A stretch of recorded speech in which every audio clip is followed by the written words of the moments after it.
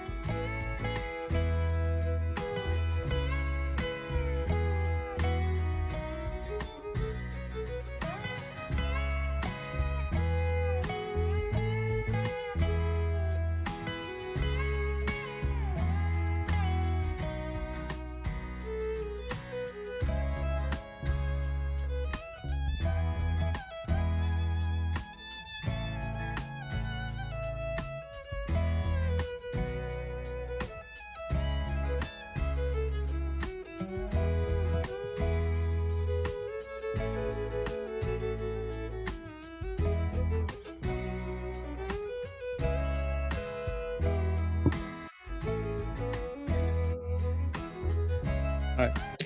I'd like to call the meeting to order at this time. I believe we do have a quorum present, so I'm sure we still may have some folks showing up, but I think we have at least the minimum number to get the meeting going.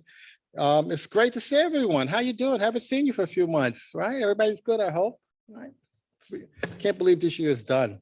It's October. Anyway, I'd like to call to order the meeting for October 21st, 2021, the TPA Governing Board meeting. The Palm Beach TPA is conducting this meeting both in person and virtually using the Zoom webinar platform. Instructions to join the virtual meeting as well as contact information for assistance are provided in the published meeting agenda. Translation, particularly for public comments, can be made remotely or they can be made in person by submitting a public comment card. So following with that, now, do we have Mayor Wilson on the line? No? No, Mayor. All right, because I have a note here saying that he was going to provide leaders at the invocation. So Mayor Wilson's not here. Is anyone here like to volunteer for that? Please do, sir. Heavenly Father, we thank you for allowing us to gather once again to conduct the people's business, not just for our various cities, but also for our entire county, our entire community. And as we do this, as we perform these duties, we pray for wisdom, for a servant's heart, and for humility.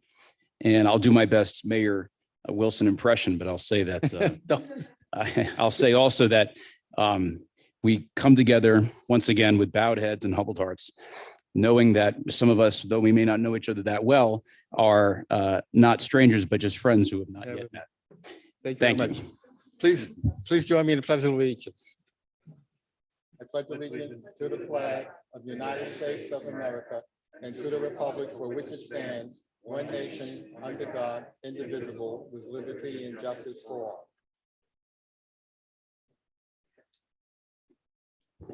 All right, can we do the roll call attendance and just add folks as they come in indicating that they are present? Yes, Mayor. Thank you. So at this time, I'm only going to ask the members attending in person to respond by saying here when I call your name. Please remember to unmute your microphone. There's a button on the base, and when the top is red, it means you're on and the virtual attendees can hear you and it can be on the record. And if you're here on behalf of an representative, if the alternate can please state their name. Steve Wilson, Yvette Drucker. Here. Andy Thompson, Thankful to be here. Stephen Grant, Shelley Petrolia, Joelle Flores, Jim Koretsky will be absent, Christopher McVoy, Here. Joni Brinkman. Here. Catherine Waldron will be absent, Chelsea Reed. Here. Melissa McKinley. Here. Maria Marino. Here. Maria Sachs, Mac Bernard on behalf of Commissioner Sachs. Greg Weiss, Douglas Lawson, Michael Napoleon, Here. Christina Lambert. Here. Joseph Paduzzi, Robert Weinroth. Here. Fred Pinto. Here. We have a quorum, Mr. Chair. Okay, thank you very much. All right, now we got that done. Are there any modifications to the agenda this morning? Yes, Mr. Chair. So a member of the TPA board has requested permission to participate remotely. We have Mayor Joelle Flores that is participating remotely. He has a sick child at home and it prevents him from coming in person. Okay, is there anyone on the board who is concerned about having the remote participants participate in the meeting? Seeing none? All right, so then do I have to take a vote on that, or is just the fact that there was no one had It can objections? just be for, You can declare that it's All right, acceptable. so- If so no one the- has an objection. So the remote attendees will have full participation in the meeting. I assume they can hear us out there, right? yes. Okay, good. All right, item D is general public comments. I stated earlier, there are three ways to make public comment. One is written comments submitted here, submitted online, comment cards submitted for those who are present, and comment cards, verbally written comments provided by people in attendance remotely. Do we have any advanced comments from the public? No, Mr. Chair. All right, do we have anyone out here who would like to make public comment? I do not have any hands raised. All right, I do not have any comment cards submitted from the public, but does anyone here from the public who would like to comment at this time? Seeing none, then we're closing then general public comments at this point. We have a special presentation this morning from Brightline, an update on rail safety, and we're going to be asked to participate in that pledge for rail safety, as well as have a photo opportunity. So can we invite Ben Perret, please, come forward, sir. Thank you. Morning. Good morning. Appreciate the opportunity to speak in front of the board, and for those who aren't here, I welcome you virtually. Always appreciate the support of the TPA, and certainly the integration between our team and yours in this board. Let me start. I guess that this will be my clicker here. Point two. Okay, perfect. Thank you. One too many. Yeah, I'll make a brief presentation, and I'm happy to take any questions if there are any. A lot of big things happening at Brightline. Certainly excited to update everybody on that. Yesterday we made a big announcement, which I think is great for both Palm Beach County as well as Brightline as a whole. And we will reopen our service post-COVID on November 8th. So I'm excited to do that. For anybody who is a past rider and who's been on our trains previously, we will have a friends and family reopening the week of November 1st. You should be getting emails on that. So we'll start a little bit early for those who have ridden in the past to test our systems and to make sure everything is ready to go within our stations and within our new team. Over the past several months, we've hired more than 200 new employees. Many of those are from Palm Beach County, Fort Lauderdale, and as well as Miami-Dade. And so we're excited about that on November 8th. Next week, we will make a new announcement, and I'll talk about in a couple slides on a new mobility as a service platform where we will begin to pick up people within a certain radius of our station. As you guys know, a lot of updates have happened over the past 18 months. Even though our service has been shut down with Brightline, we've continued to move forward on construction. The biggest element of construction is our phase 2 expansion from West Palm Beach to Orlando. Those 170 miles will complete a total of a 235-mile system. It represents more than $4+ billion of investment. It's more than 60% complete and encompasses 4 different zones. One of those zones is already totally complete through the airport. And we push out videos and messages via social media as well as our email lists repeatedly and routinely, in which you can see some of the updates and construction progress that we've made. Today, we have over 1,300 employees that work on that project each and every day. It never slowed down during COVID, which is positive. 2 additional stations that are within different areas of development, both in Aventura and Boca. If you go past our Aventura station today, you will see the framework of our station is essentially built out and nearly complete. Expect that system to be online and that station to be online next week. Speaking with Councilmember Thompson beforehand, just on Boca, excited to announce in Palm Beach County, Boca is moving forward. Where we are in Boca is our lease required 2 projects to be completed before we could move forward on the station. One was the community garden and the other was a temporary parking lot. Both of those have been completed. And we expect to move forward on construction in the next couple of months. Just a couple quick updates. Disney Springs, we announced at the end of 2020 that we will put a station on Disney property. No timeline specific to that. And then as it relates to Tampa, we are in the final stages of negotiating with FDOT on the corridor that will exist within the I-4 highway, which we expect to have an announcement relatively soon on those negotiations being completed. As we open our station, obviously COVID and the pandemic are still taking place. All of our stations will require, as do airports, both guests and teammates to be masked.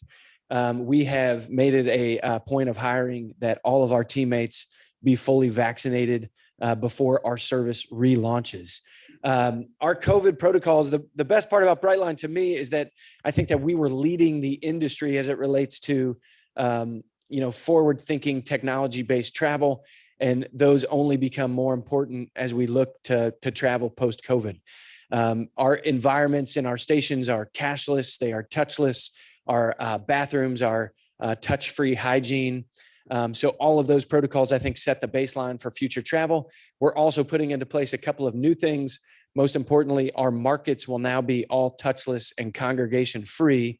And what that means is they are autonomous. People will be able to walk into our grab and go markets where there was previously congregation, pull anything out, and we will automatically charge your credit card when you swipe it. It's a pretty cool, interesting technology.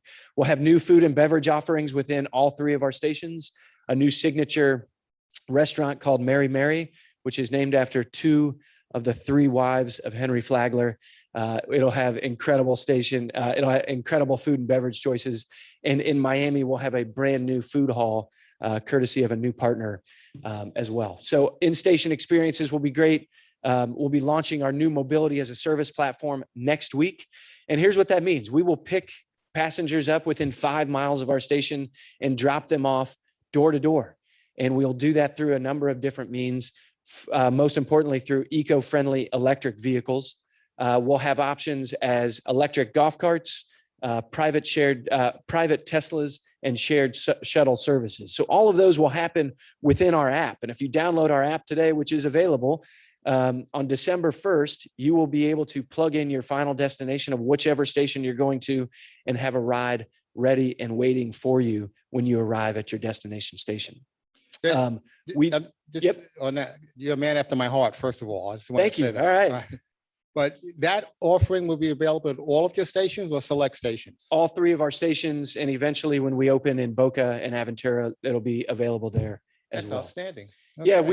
we over the last 18 months in polling and focus grouping our guests, we recognize that 35% of individuals who had tried our train said that they would ride it again if there was they an can easier get way to there. get there. Yeah. And even though our stations are at the heart of the downtowns, if guests have to think for more than 5 seconds on how they're going to get there, they're going to hop in their own car and head out. So we're going to make it as easy as possible for them. I think you're groundbreaking and leading the way of the future, because we believe the key to increasing a robust public transportation network across this county includes some capability of getting folks from their front door to where these capabilities are and then back. So I applaud you. You're firm on this. Thank you. And also I would say it's important to note that all 3 counties, we've met with Palm Beach as well. We will integrate public transportation into our app. So that'll be a touch, a few taps, and people will be able to access all of that, both from a payment standpoint and actually a trip standpoint. So Excellent. as I mentioned earlier, we've hired 200 teammates. The one thing I didn't add is that we have increased our wages to $18 an hour plus a sign-on bonus. We started early enough in the process that we have not had issues in hiring teammates, but we continue to hire those. And I think the other part that's important is we've partnered with local organizations and community organizations to make sure that our teammates represent the areas in which we serve. And that's important to us. And we also have upskilling, upward mobility within our company that we will be training for along the way. Just one question from a business model standpoint. I think it's very good that you recognize the marketplace. You want to get the best and brightest, so to speak. So you raise the wage level. But did that force you to have to move that increased expense into your pricing models? No, the pricing models will remain relatively the same. I mean, there will be an upcharge after an introductory period with the door-to-door service. But I think that you'll see when we come online, we'll come online with introductory fares of about $10 to $15 for short routes, about $25 for longer routes. And then as we continue to see adoption, we'll increase those back to where they were pre-COVID. Do we have a question, Melissa? Commissioner Weinroth is first. I'm sorry, you were first? I didn't see it. All right, thank you. I didn't see it. Thank you. I certainly echo the chair's remarks. I mean, first mile, last mile has been an imperative for all of our public transportation. And to go 5 miles is certainly going above and beyond. What kind of an upcharge do you contemplate going forward once the introductory period is over? It'll be built into the ticket price, but so for our premium service is where you'll have the option for a private car We expect that to be cheaper than an Uber or a Tesla to remain competitive, or a Lyft to remain competitive.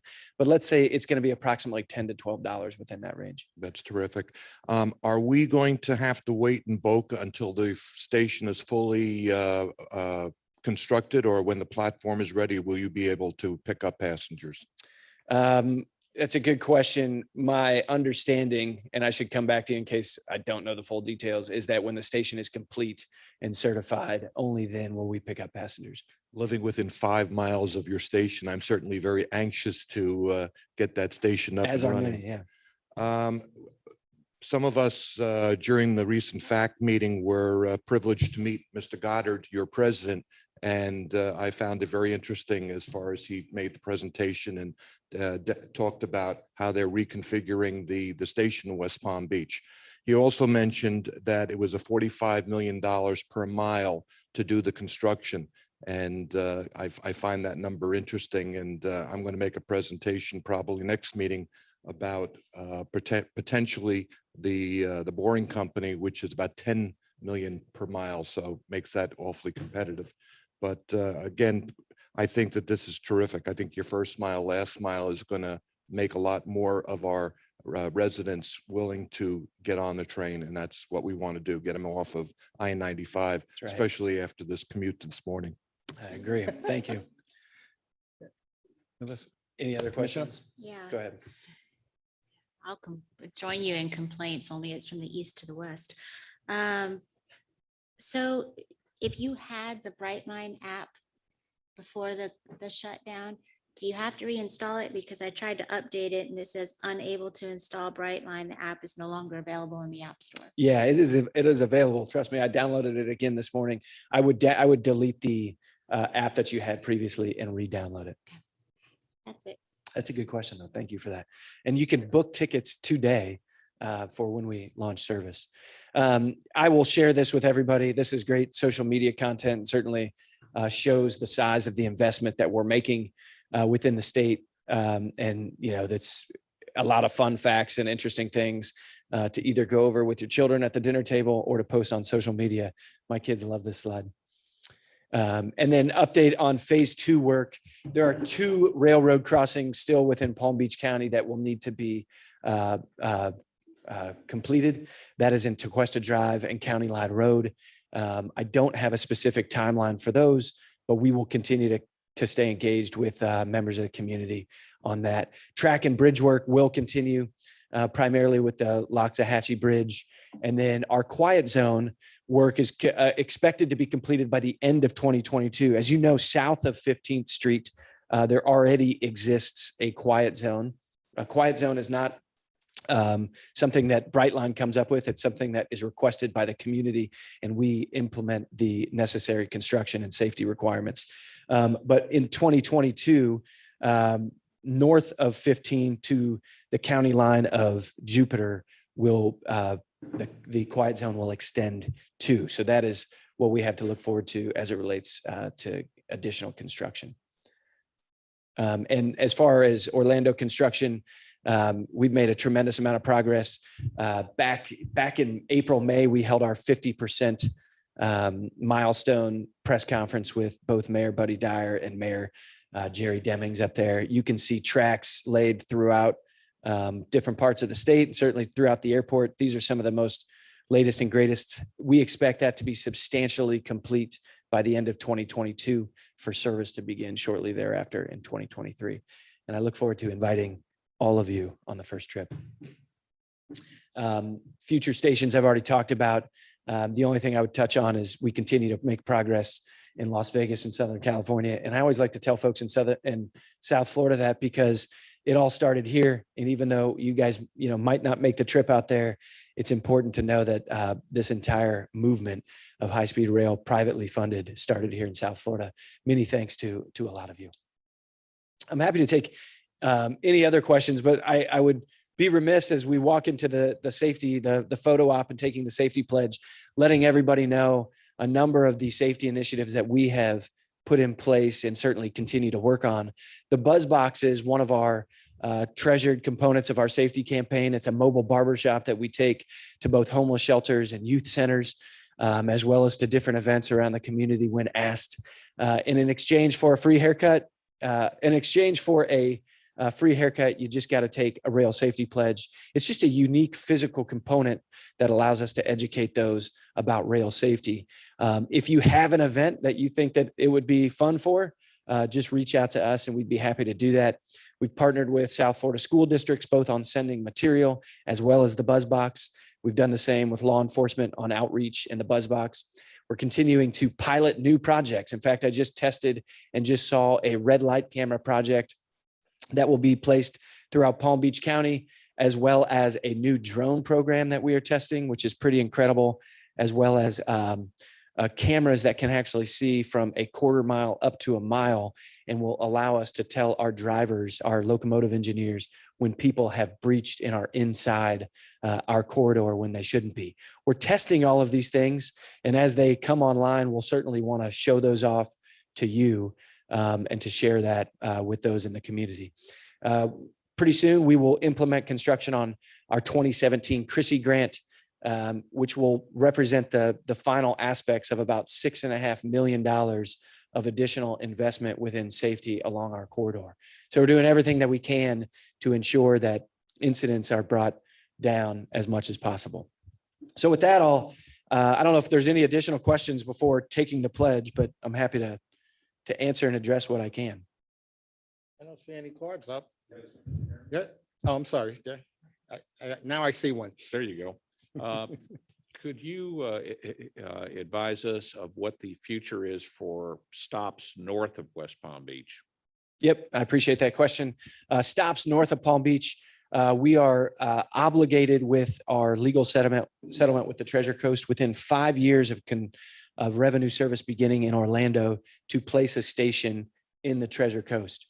We do not have a site selected at the moment, but those plans and discussions are in the works. And we have long, been in contact and looked at Cocoa Beach and the Space Coast area as a potential stop as well.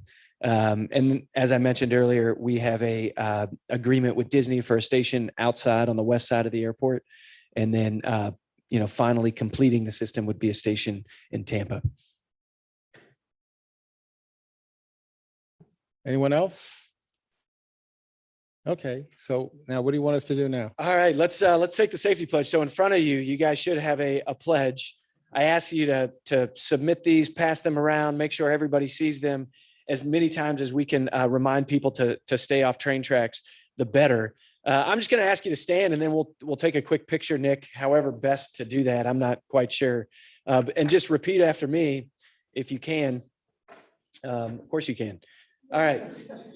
I pledge to stay off train tracks. I pledge to stay off train tracks. I will never chase the train. I will never chase the train. I will never trespass on tracks. I will never trespass on tracks. It's illegal and dangerous. It's illegal and dangerous. I will always look both ways before crossing the railroad. I will always look both ways before crossing the railroad. Thank you. And I would encourage you guys to sign this and to take a picture on social media. And if you want, we'll take a picture right up front up here. Should do a boomerang.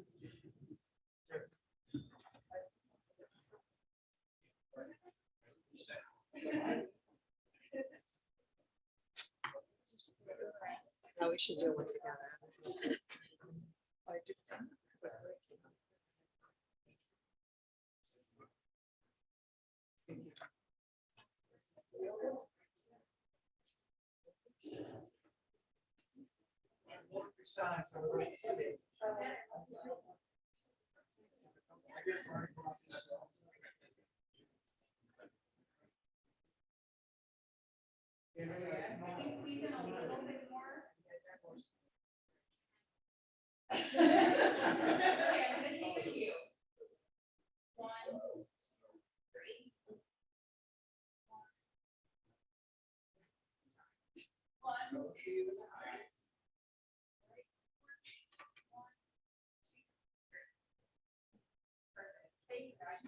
Thanks, everybody. Thank you.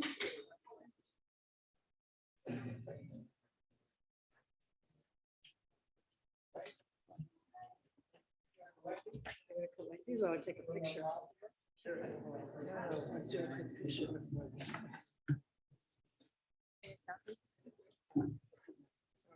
And Mayor, while you're making it back to your chair, I do want to note for the members that I have already uploaded this presentation on our website. I know a few of you were trying to take pictures when he was clicking through, so I did post it already, so you could download it. And I do want to also note for the record that Commissioner Weiss did join us at the beginning of that presentation. I just didn't want to interrupt Ben during his presentation.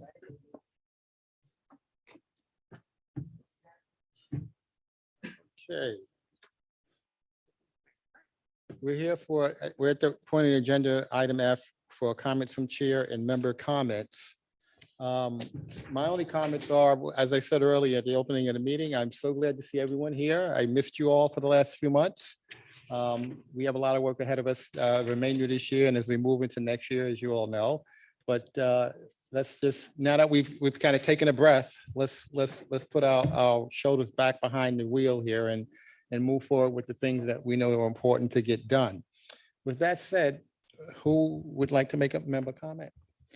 Mayor, before someone makes a comment, I do want to note for the record that Mayor Grant has joined us in person. Thank you. Very good. Commissioner Weiss?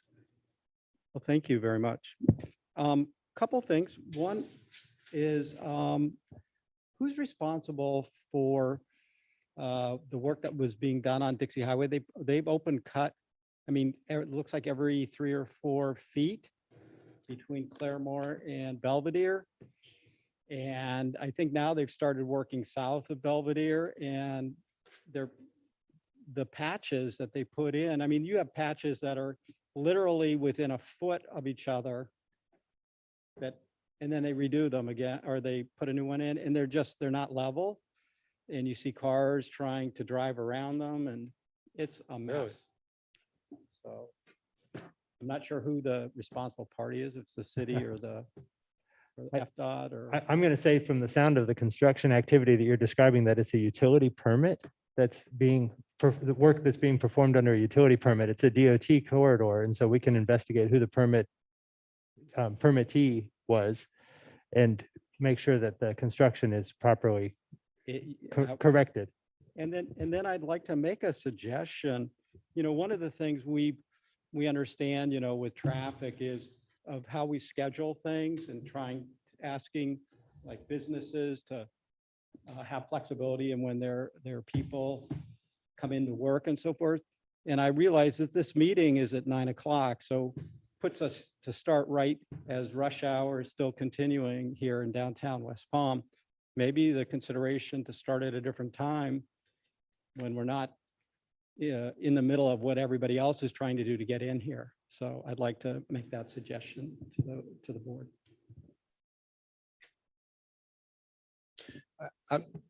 The work that he was referring to, is that within the city boundaries of West Palm Beach? It is, yes, but it's construction activity being done on a state roadway within the city. Yeah. Yeah, well, occasionally those issues do come up where the quality of work doesn't meet. And usually the local municipality would get involved with that and say, hey, red flag, come back and fix this. But Nick, we'll look into it and see what we can find out about that. Okay.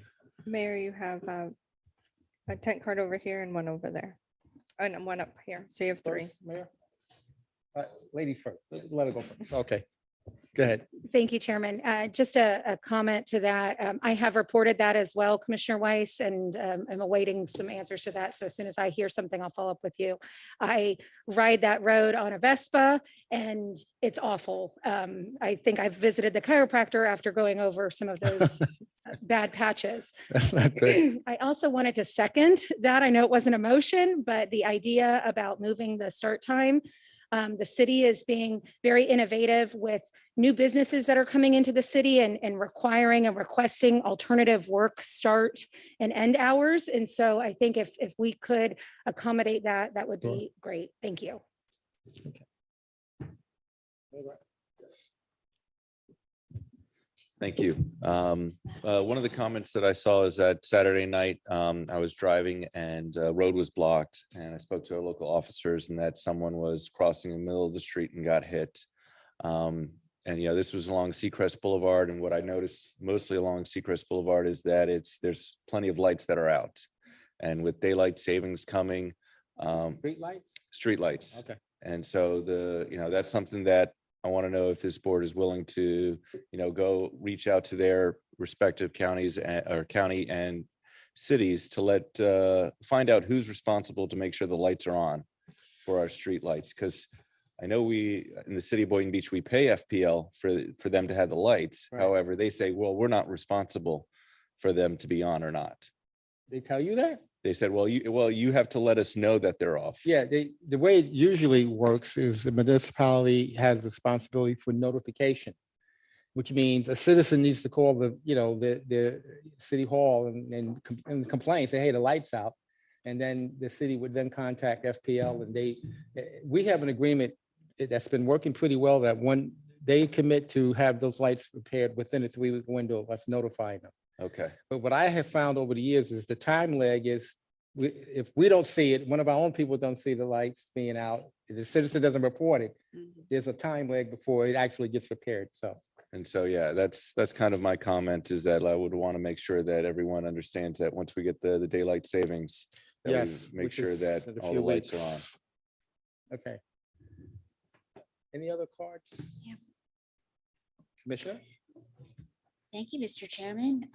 First, I just want to thank our partners over at FDOT. I was in South Bay on Tuesday evening, and they are very excited about some of the workshops DOT is going to be sponsoring to talk to the community about the US 27 corridor there from the Hendry County line down south. But really my comment today, since we recognized his absence today, Mayor Wilson and his wife, Lisa, of course, is my aide in the Glades office. Just wanted to explain their absence and ask for you all. He says prayers over us. So let's say some prayers over his family. Last month, many of you read in the paper, Lisa buried 6 of her family members, all died from COVID in a 2.5-week period. Shortly thereafter, Mayor Wilson lost his brother to a battle with cancer, and they are at the funeral in Boston as we speak. So if we could just say some prayers for their family. Yes. Thank you. Thank you. Thank you. Wow. Anyone else? Okay, I see no further requests for comments from the board, so I'm going to ask Nick to give us his executive director's report. Thank you, Mr. Chair, and good morning, everyone. Just a handful of items to share with you this morning. I do have a printed report on the dais, and I believe a presentation is coming on the screen. Yeah, first item that I want to make sure I ask you to mark your calendars for is December 6th from 1 to 4 in the afternoon. We have coordinated a South Florida Transportation Surtax roundtable discussion where we actually have folks from Miami-Dade as well as Broward County coming to talk about the challenges of getting a project list put together and pulling voter support for a transportation surtax, and then ultimately the challenges that have occurred since approval of the surtax in implementing the projects, but what they've also been able to achieve because of the transportation surtax. As a reminder, Broward County passed a transportation surtax in November of 2018, 1 cent transportation surtax. Miami-Dade County in the early 2000s passed a 1/2 cent transportation surtax that continues in perpetuity. The Broward County surtax is a 30-year ballot initiative that will terminate in 2049. Also wanted to acknowledge Vice Mayor Chelsea Reed from Palm Beach Gardens was selected for the Smart Growth America Champions Institute. Wow, nice. We're excited to have her participate in that. She's one of only 20 elected officials who were selected for that program nationally, and look forward to having her learn from that experience and share with us. I do want to ask you, we are trying to acquire a list of media release forms, or a library of media release forms. So they are on the dais. If you are so inclined to allow us to use your photographs in print media and content that we post digitally for the TPA, we would appreciate your approval of that content. And you can sign those media release forms and then just leave them with Margie on your way out. A couple more items on the next slide.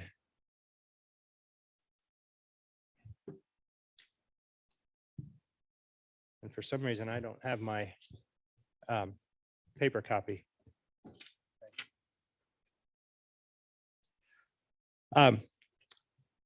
First item is Mobility Week.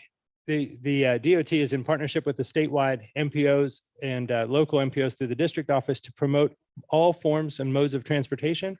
And we are asking you to help us promote that. We have a couple of activities that we're excited about. First, the Love to Ride Challenge is a month-long opportunity for cities as well as other private sector employees, county departments, and the TPA are going to all be competing with one another to see who can travel the most miles by bicycle. But I want to give you a hint. The way to win this challenge, this Love to Ride Challenge, is not actually to ride bicycle miles. It's to convince other people to ride. You get 10 points for every trip you take, plus 1 point per mile that you ride, but you get 50 points for encouraging someone else to go for a bike ride, and 100 points if that person has not ridden a bike in the last year. So talk to your friends, get them engaged and encourage them to get out. It's starting to be beautiful weather outdoors. It's a great time of year to get out and enjoy a ride on a bicycle. So the Love to Ride Challenge, the website is there. And then also we're doing an educational bike ride on the El Rio Trail together with South Florida Commuter Services and DOT on November 4th. And we hope that especially those folks in the South County who are available that Thursday morning might be able to come out and join us. Mr. Chair, I noted that we have a member question on that item. Yes, Mr. Director, on the Love to Ride Challenge, you said that there would be 50 points or 100 points awarded for people who convince someone else to ride a bike. Does that include one's children?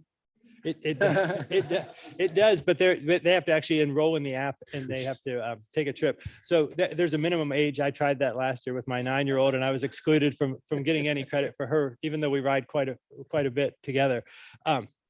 But yeah, you can encourage members of your community, members of your extended family, and members of your immediate family as well.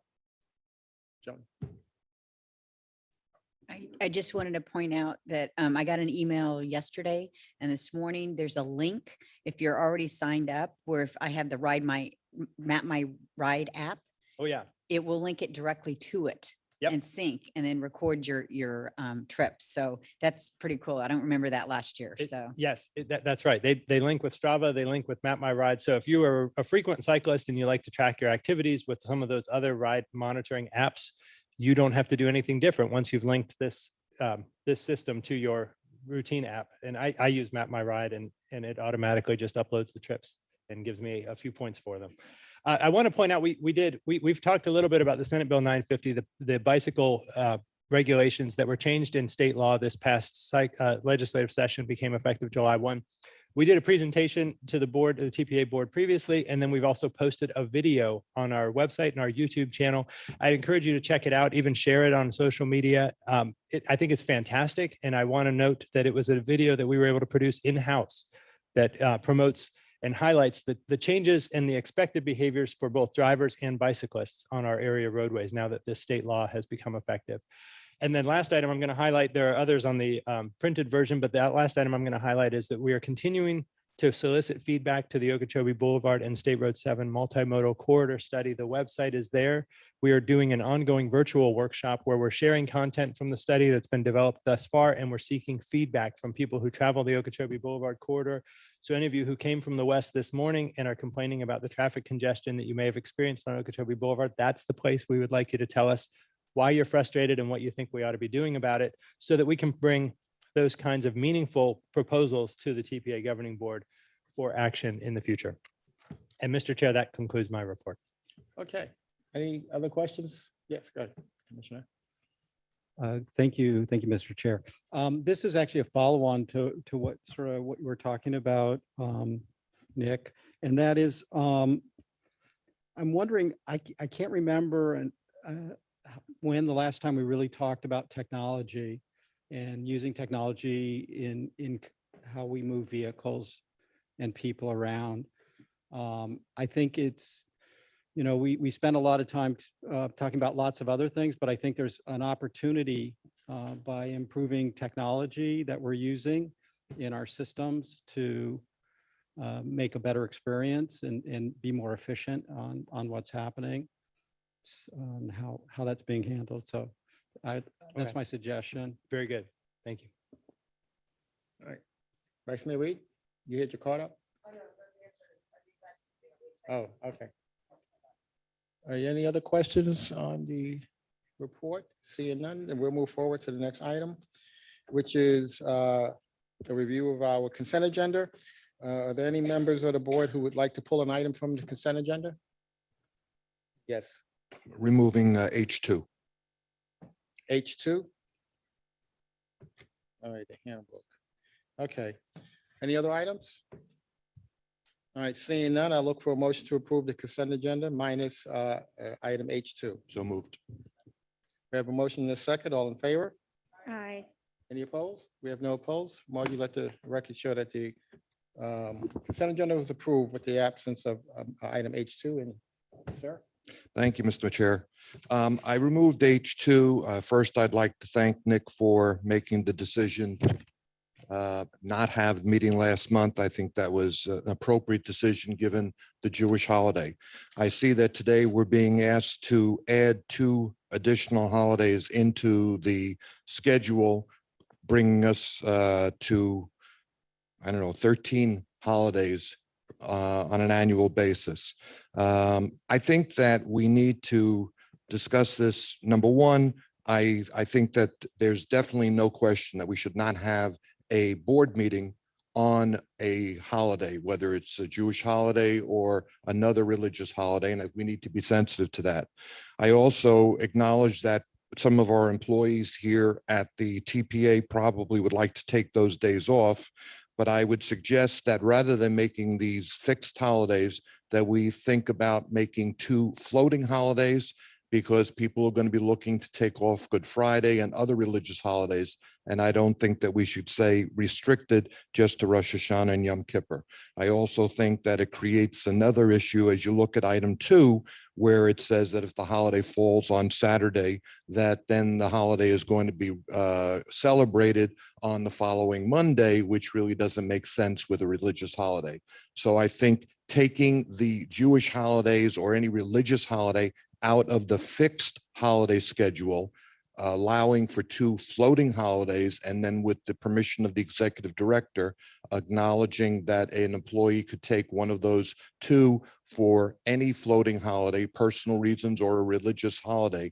I think that's a more equitable way of handling this situation. Let me give you some context on the thought process behind this. We had a situation arise where we were getting calls from members of the board and even members who aren't members of the board, but who like to attend this meeting, saying that why are we having a board meeting and it's a religious holiday that happened to fall on that day. Here's the thinking, if it's a business day, if the TPA agency is operating and open for business that day, part of that business is the conduct of these board meetings, okay, that fall on that day. Now, if it's a holiday that says they're closed for business, then clearly there's not going to be a board meeting scheduled for that day because we're closed for business, which is really, there are other different religious holidays that operate that way, that they're a holiday and the county or agencies are closed for business that day. So therefore there's no business. So you don't say, well, we're going to have a normal business day, but we're not going to have our scheduled board meeting because it's a particular holiday, a religious holiday. That's just not good governance to structure it that way. Now, if the concern is too many holidays being scheduled, that you said was now would be up to 13. I'm not clear on how that's handled by making something floating. The point of this was, fine, if that's the sentiment of the board, then it should be a holiday, period. We're not open for business that day. And therefore, there's no question about whether or not we're having a board meeting because it becomes a moot point then. I would respectfully suggest, Mr. Chair, that there's a difference between this body and employees. We come from various different municipalities and government agencies, and certainly there's no uniformity in the way each of the cities is operating.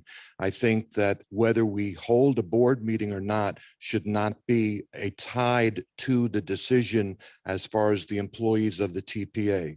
I think that they should be 2 decisions. One, I think that we should all acknowledge that we need to be respectful of the religious holidays with respect to the board meetings.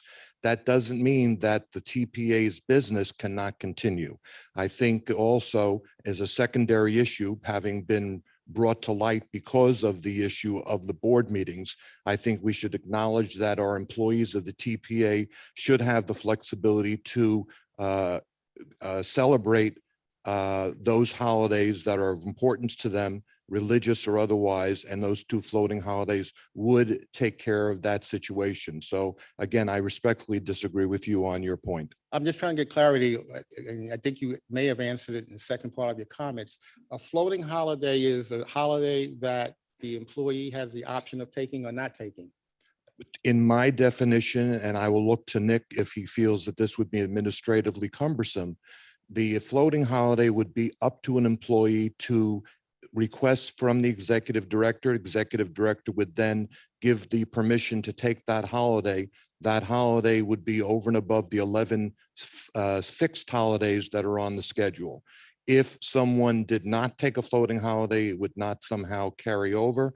And again, as I said, Use it or lose it, in other words. use it or lose it. Okay. And in the situation where a Jewish holiday or an other, and obviously Good Friday is never going to be on Saturday, but if a Jewish holiday fell on Friday or Saturday or Sunday, there would not be the situation where you are now moving a fixed holiday to Monday. No, I agree with you on that point, actually.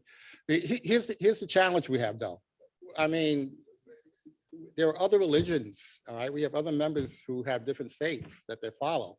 What if they start saying, well, what about me? You know, what about my holiday, my special holiday? And why should we have a board meeting then? And so we have no governance model in place that says when we do and when we don't do. That was the whole point of saying either it's a holiday for the agency or it's not. So how do we address that question that, well, only certain religions can claim and say, let's not have a board meeting for their religious days, and other religions are denied that? How do we address that? I'm going to yield to the other members here to have conversation, then All I'll right, come back. who was up first? I don't know. Commissioner Weiss, I believe. Okay. I just want to echo my support for Vice Mayor Weinroth's suggestion. I think it's totally within keeping. I think I understand, Mr. Chair, the points you made. I will point out to you, there are probably more Jewish holidays on our calendar than probably days in the year. However, Really? Okay. however, Especially in September. That's a miracle. Huh? However, I will say, though, that both Rosh Hashanah and Yom Kippur are the most Holy days, yes. holiest of days of our Understood. religion. And quite frankly, I will say it's totally insensitive to not understand, I shouldn't say understand, but it seemed very insensitive. A lot of, this is the first time I've ever actually run into this situation. So I think other businesses are able to accommodate this type of situation, because it's not going to happen every year where it's going to fall on potentially on a board meeting day. Yeah, are we able to However, project if there was somebody when else. those days will come? Is that possible? Do we know? We know for we know for 5,782 years. You're that far and out? going forward when it's going to happen. Could you do this? Could you submit that information? I'm not saying the whole 5,000 years yeah, we'll do that. Let's project that out and see. Mr. Chair, I think gonna we are have, getting a little right? sidetracked. I think we should discuss the policy and then discuss the Well, application. no, because the genesis of why we're having this conversation is because of the way it came about, that we had a meeting canceled because of requests that came in for something that was not scheduled, something that was not thought out previously. My only concern, and I appreciate and agree with your point that you have made, absolutely. My only concern is we shouldn't be operating in a way that's inconsistent with what other people with other religions who are part of this organization may also say, well, what about me? What about my high holy day? Well, I'm just saying that's the point that I want us to feel comfortable with in terms of how we're addressing it. I would I'm hope not saying that we would- should have board meetings on those high holy days. I would hope that we would be sensitive to other people's religious practices Yeah, but and their high You have to have holidays some as well. ground rules in place and some boundaries, otherwise it could get totally out of hand. It become totally subjective and totally, people just deciding, what they want to express themselves in terms of what they believe. So that's all I'm saying. From a governance model, we just need some ground rules in place that are consistent and that are fair and make sense. I'm sorry, I want the other comments. Go ahead. Thank you, Mr. Chair. I disagree with your comments in regards to, I think that Commissioner Weinroth is completely correct. There should have been like no reason for us to have that meeting last month, because I believe that the executive director should have known that there should have been a meeting. It should have been scheduled. And we need to really, as board members, we have to make sure that, when we're scheduling these meetings, that we're aware of these holidays and that you shouldn't put those board members in the position of having to cancel a meeting. And finally, I think that the two floating holiday idea is perfect for the employees. So in that way, they can choose whichever holiday that they want to celebrate, they're able to do that. But however, for board members, we have other obligations, but you should never put us in the position of having to have a meeting and to have to cancel a meeting at all. Thank you. Okay, point well taken. I don't know who was first, you or Joni. I agree with Commissioner Weinroth, but I think it's easy enough to know when we set our schedule for the beginning of the year to determine whether or not there's going to be a conflict. And we could just have it the day before, the day after, the next week to avoid that. But I guess my question is more on calling it a floating holiday, because there may be some people who aren't religious and don't have a holiday they want to take off. So is it really more almost like 2 additional personal days? And I would look to our executive director for some thought as far as, does he see some problems with calling it a holiday and letting people just request that day as their personal day off? Or would you like it to be in the vernacular of a personal day off? I mean, does that become cumbersome or a problem for you?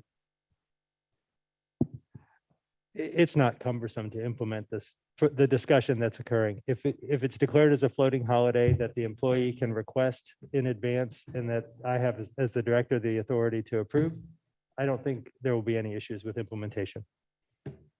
Thank you, Nick.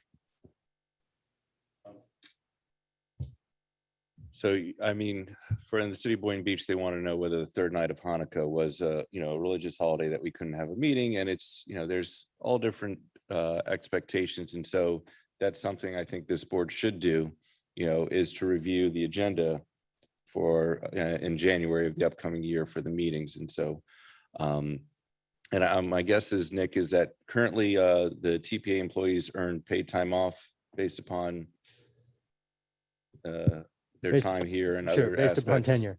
Yeah. And so I think what the vice chair is asking for is the additional 2 days of paid time off is with advance notice, correct? It would function similarly, although the paid time off is earned on a pay period basis. So many hours per pay period are accredited to each of the employees. If it was declared as a floating holiday, then I would assume that the implementation would be, you have the ability to take that day off upon commencing employment with the TPA, as opposed to having to earn the time over a series of pay periods as we currently do with our paid time off. Okay, thank you. Yes, I was gonna say, you do have 3 over here, 1 over here, and I do have Mayor Flores virtually. Thank you. I would agree that they should be 2 floating holidays, and however you couch it would be fine.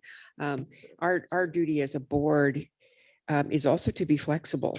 So if there are holidays that fall within our normal day, we should have the flexibility to change the day we have our meeting. It is the same as, the Florida Association of Counties is 3 days in the middle of November. We don't know that exact schedule until, we don't know at the beginning of the year. So our duty as a board is also to be flexible to accommodate what other meetings are going on, whether it's around the state, around the county. Yeah, I'm gonna go real quick. this is setting a precedent for all of the agencies that we come from as well that don't have floating holidays for all of the various religious holidays. So I think that we ought to save some time. We've got some matters that we need to vote on, and it's already 10 o'clock and we've been here for an hour. And I would trust Nick to hear our comments that have already been said and take that back and bring us back a more defined proposal, the pros and the cons. So with that, Mr. Chairman, I'm going to make a motion that we table this item and bring it back at the December 16th meeting. Second.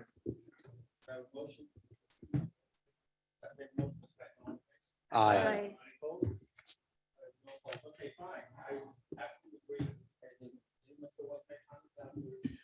Just want to make a brief comment. We wouldn't be having this discussion if we hadn't scheduled a meeting on that date. It was insensitive. I'm very appreciative that you guys changed that date. It's a high holy day.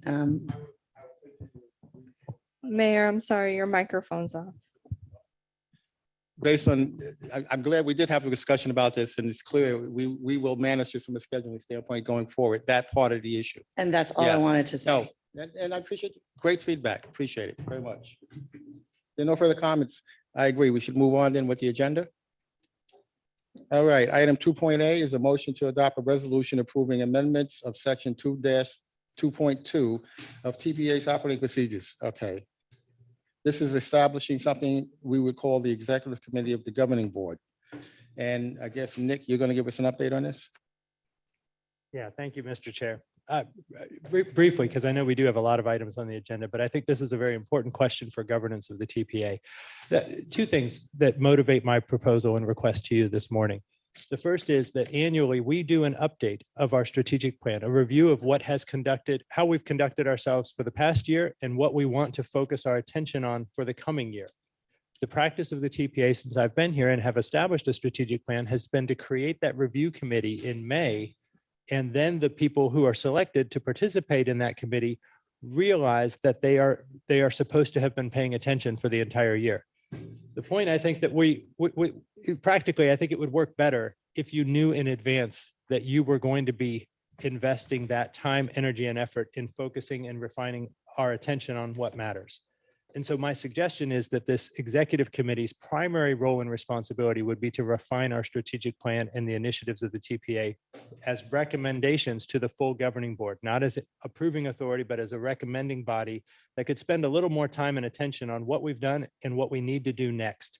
So that's the primary request. The other conversation that I think is incredibly relevant is that as we develop this conversation about countywide mobility and additional transportation revenues, I need opportunities beyond the 9 or 10 meetings that occur each year of the TPA governing board, where we really, frankly, only get about 2 hours of your time and attention. So we have 18 hours together in a year to, in the sunshine, focus our initiatives on how to implement this conversation about additional funding, what projects would be involved.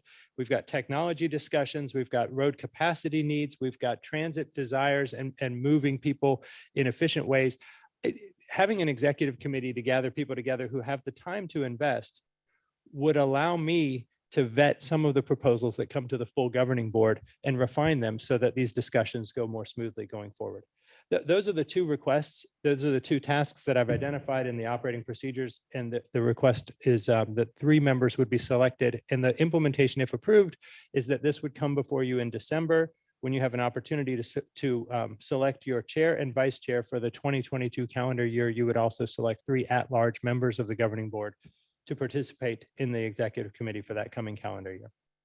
Mr. Chair, I'm happy to answer any questions that members may have. See any cards up? Any questions for Nick? No?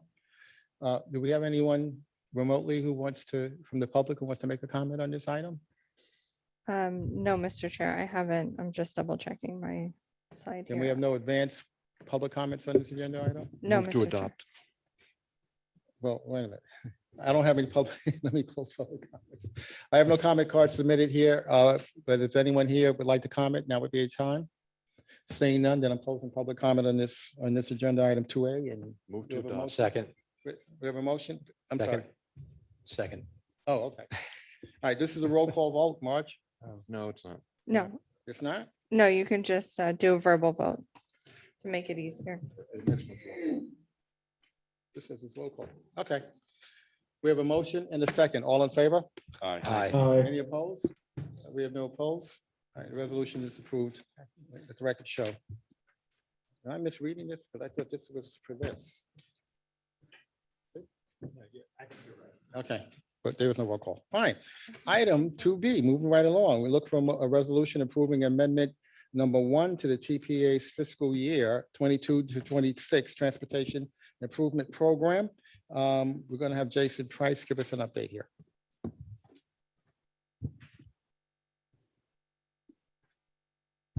Good morning, everyone. So today I'm going to present to you amendment number 1 of the Transportation Improvement Program for fiscal year 22 to 26. This is typically the first amendment is the roll forward amendment at a request from FDOT. In addition to that, there's a modification to Northmore neighborhood project for sidewalks. So first, before we begin to look into the amendments themselves, I just want to review why amendment comes before the board. The first one is when a project is either added or deleted, where the cost increases more than 20% and is a change of $2 million. Or there's a change in scope where the length of the project is changed by a half mile and 20% of the project, or there's a change in the number of through lanes. Only the projects that are included in the amendment are impacted by this action, and no other project is impacted by approving this amendment. Only the projects within the amendment are impacted. And so with that, I'll start with defining what is the roll forward and what does it mean in terms of this amendment. And there's a collection of projects, 67 projects totaling about $39 million that had funds in fiscal year 2021 in our previous TIP and need to be rolled forward into the first year of the current operating TIP that we have approved. And so this is just rolling forward those funds that kind of straddle 2 different funding years and are now in the current TIP in total about 39 million.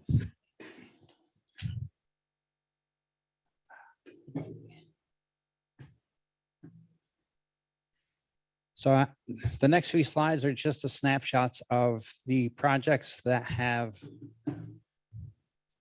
about 500,000 in funds being rolled forward per project. And so this is just a quick snapshot. There's about a dozen or so projects that you'll see over 500,000 being rolled forward from the previous year in 2021 into 2022.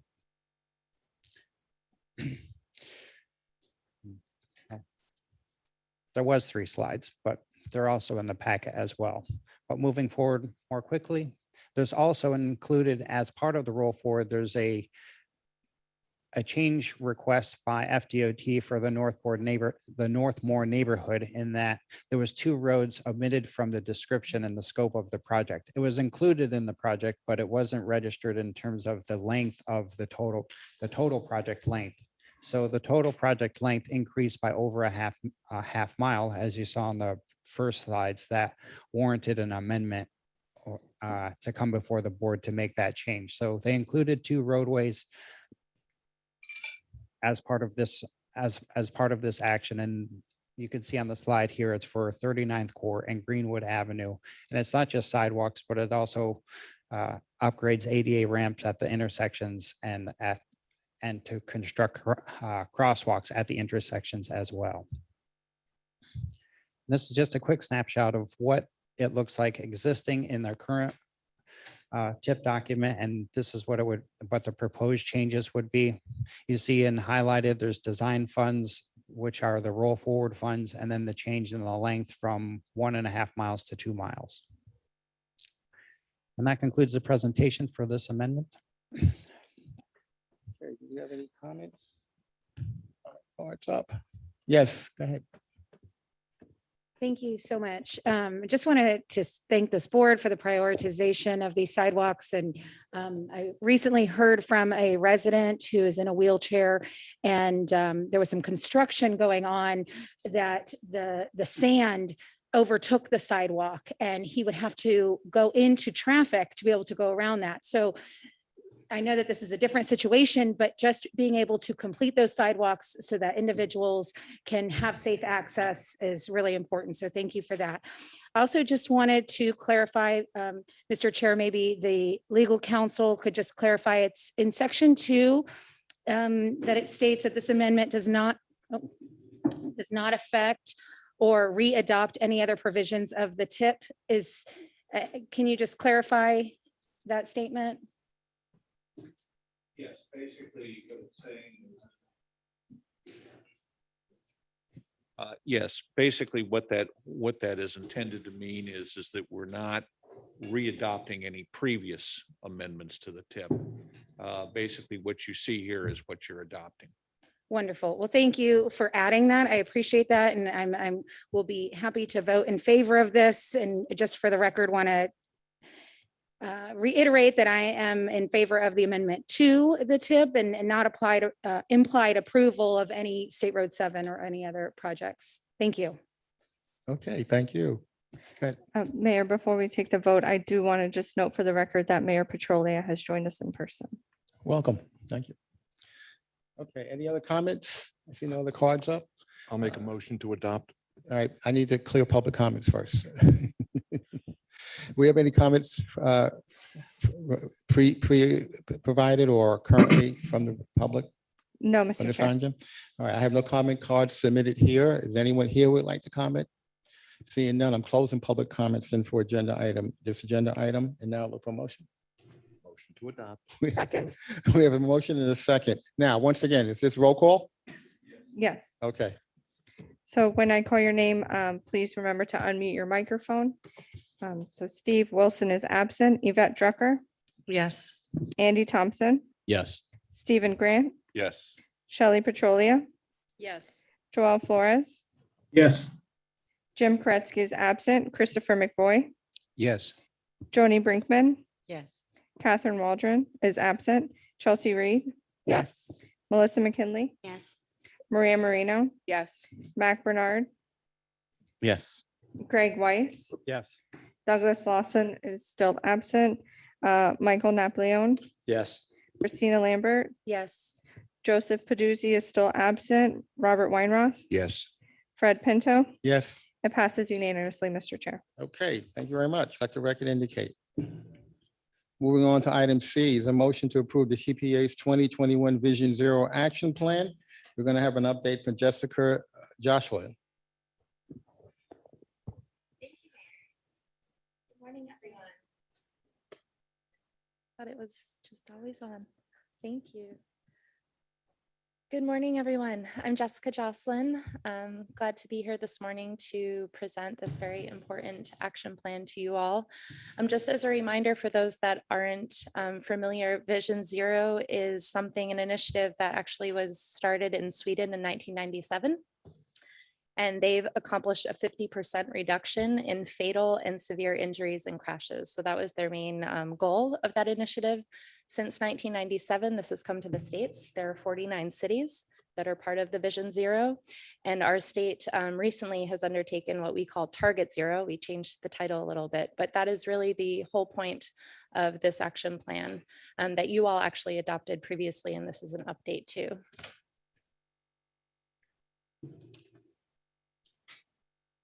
So I wanted to take a moment and just pause on the engineering and planning side. We really get into the numbers and data, and we really wanted to take a step back and remember this is about human lives. So throughout the document, we did highlight a few folks who have unfortunately lost their lives. I just wanted to note to this group, it's Steve Brown, April 2014, lost his life riding his bicycle on a shoulder. Elizabeth Stewart, 27, who lost her life in October 2009. Also riding her bicycle on a shoulder. Timothy Baxter in March 2017 lost his life crossing the street. And in 1996, Dory Slosberg and 4 of her friends that were young adults lost their lives. Her sister is State Representative Emily Slosberg, who has made it a life mission of hers to help this cause. So I just wanted to pause and make that known to this group this morning. So as I was saying, you all have adopted an action plan back in 2019, and before 2019, there were elements taken place by this board towards creating a safer system. I'm starting in 2016 with the Complete Streets Policy, 2017, your Complete Streets Design Guideline, and 2018, you adopted your Zero Fatalities mission. So going back to the initiative of Vision Zero, we did want to take just a moment and remind you of the key principles that go into this. It's very comprehensive and diverse. There are 9 principles here. I know you have a packed agenda, so I won't go through them, but just wanted to acknowledge the comprehensive components of this effort. Looking at the data, looking back 5 years, at the top there, you see the fatalities over time. They are up and down, with 2020 being the highest of the last 5 years of data. So that, of course, is not a trend that we were hoping to see. In total, it's 887 deaths over the past 5 years and 5,395 severe injuries. Of that, 25% of the residents were 65 and older. We also, as part of this update, developed a high injury network. So what we did is, looking at all of the information for fatalities and severe injuries, determined where the top locations were. And looking at that high injury network, the most at risk were the older adults, pedestrians and cyclists, and traditionally underserved communities. Critical crash factors were Fridays and weekends during night, 7 to 10. And then a sampling of some of the worst streets were Glades Road, Boynton Beach Boulevard, and Okeechobee Boulevard. We did see a trend that your larger facilities with high speeds is where you're experiencing fatalities and severe injuries. Please note there were 240 segments on the network, so don't be alarmed that these 3 are, the ones, well, you should be alarmed with these 3, but there are many more beyond these 3 that we should be concerned about. Also, we made sure this Vision Zero aligns with your strategic plan. So any actions in your strategic plan stay in your strategic plan, and this Vision Zero will add to that over time. So of course, implementing and updating the action plan has occurred. You have an interactive comment map to collect information on any safety issues that your residents and communities are experiencing. Your agency has been doing pedestrian and bicycle safety field reviews. You've also incorporated safety into your project scoring. So where you're looking to give funding, safety is a factor you're considering, which is wonderful to be included. Also on any application processes, safety is always included. And then also you've looked to modify your committees to make sure that safety is also included. So there's been a lot of effort taken over time to try to go towards Vision Zero. So now jumping into the action items of the update, there are 3 categories. The first category is policy. So here the actions are to produce a Vision Zero annual report and proactively seek feedback and research latest best practices. We're suggesting in these actions to include safety changes in TPA legislation and policy positions, to identify target speeds for high crash corridors based on context classification. And what target speed means is we're going to relook at the speeds we have on our roads and see if they need to be adjusted. We would like to collaborate with partners to create a consistent process for displaying the safety analysis included in TIP projects. So anytime you're presented information from technical groups, that they always have safety information provided to you so you can make more informed decisions. And also very important, working with the school district of Palm Beach County to require safe walking, biking, and driving curriculums. So those are the action items in this update under policy. The next of the 3 categories is funding. So the 2 actions here is work with signal maintaining agencies to make signalized intersection crossings more pedestrian friendly. The second funding action is to evaluate safety aspects of TPA funded projects. It's actually 1 to 5 years after construction completion. So we did give ourselves a bit of room there. And then the last category is culture. And these final set of actions that we're looking to adopt today is to provide reviews of fatal pedestrian and bicycle crash reports, including observations and potential actions. I know this is something that's ongoing now. to collaborate with roadway owners to maintain a detailed data inventory to provide more effective analysis of complete streets opportunities. So we want to have more information and better information and share it. To implement a Vision Zero media and public education campaign. We think this is very important to get that side of the equation. To host an annual Vision Zero workshop for local communities and agencies, just to continue educating and sharing with each other on the technical side, how to improve. And then last is to participate in a Vision Zero safety event, as well as other local transportation safety events, and to really encourage this interaction in the traditionally underserved communities throughout Palm Beach County. So that is, in summary, the action update. And Chair, I can't see you behind the screen here, but we are looking to get any feedback on those action items and hopefully adopt them, and we can go make some action and implement them to make our streets safer. Who's first? Okay, I'm not going to do my usual editorial on my feeling about Vision Zero. I'm going to move past that. And I like Target Zero versus Vision Zero, so I think that's good. Look, we understand that there are competing needs on the roadways. And in fact, I find it interesting when we talk about 3A later on about the target speeds for roadways, we're actually acknowledging maybe we shouldn't be going at the fastest possible speed, that we should be look at the lower possible speed that makes sense for the driving public. So I applaud anything we can do to reduce the carnage on our roadways. Obviously, Florida being the worst place to be a pedestrian, we need to turn that around. So thank you. Thank you, sir. Yes. So I'd like to thank you for remembering Timothy Baxter. He was a resident here in Boynton Beach, died crossing Seacrest at nighttime, and was maybe a block or so from one of the crosswalks, and now it is a lighted crosswalk. The hopefully is that in the city of Boynton Beach, we have on our future agenda to have signal prioritization. The county is the one that controls all of our crossings, and so whatever the TPA can do to assist with that coordination, we'd love to be the pilot. I think the flashing yellow arrows along Congress makes a huge difference for the cars turning instead of just having the green orbs. And so that would be my comments, is that what can we do to make sure that pedestrians and bicyclists are a priority, and understanding if we make pedestrians and bicyclists a priority, that means vehicles will not be, and they may have to wait an extra 30 seconds or a minute. And then we want to make sure while they're waiting not to look at their phones.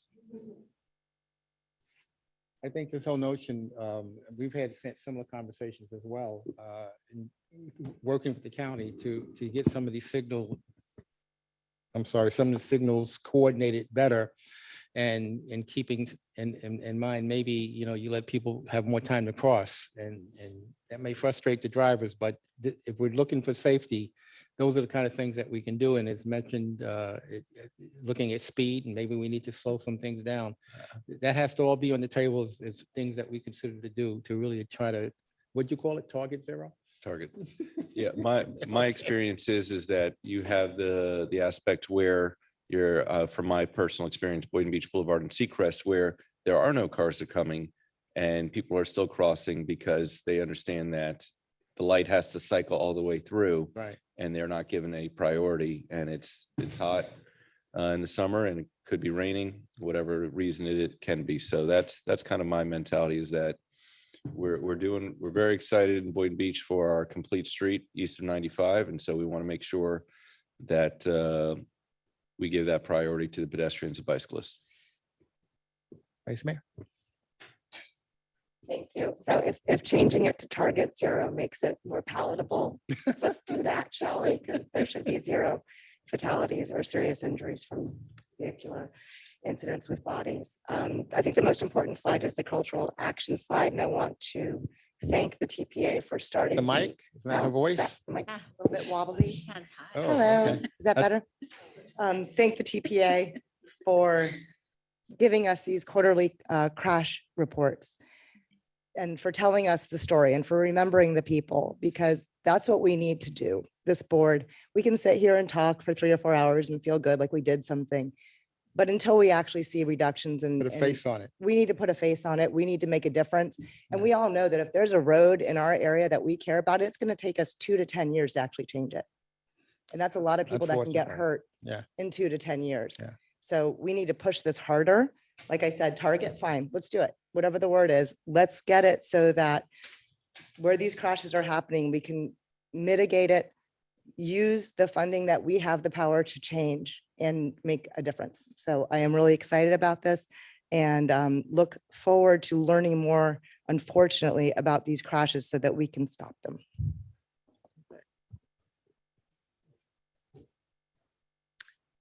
Yes, thank you. As a community that has lots of pedestrians and hopefully lots of bicyclists, and a commitment to trying to encourage bicycling, especially alternate full mode transportation. I really appreciate the TPA and this group's support for this. And I hear the comment and agree with it that if we're really serious about safety for pedestrians and bicyclists, that is going to involve some trade-offs, and we need to shift the balance. We are a community in South Florida that is very, very, very car oriented, and cars and people, when you mix those, the people tend to come out a bit worse.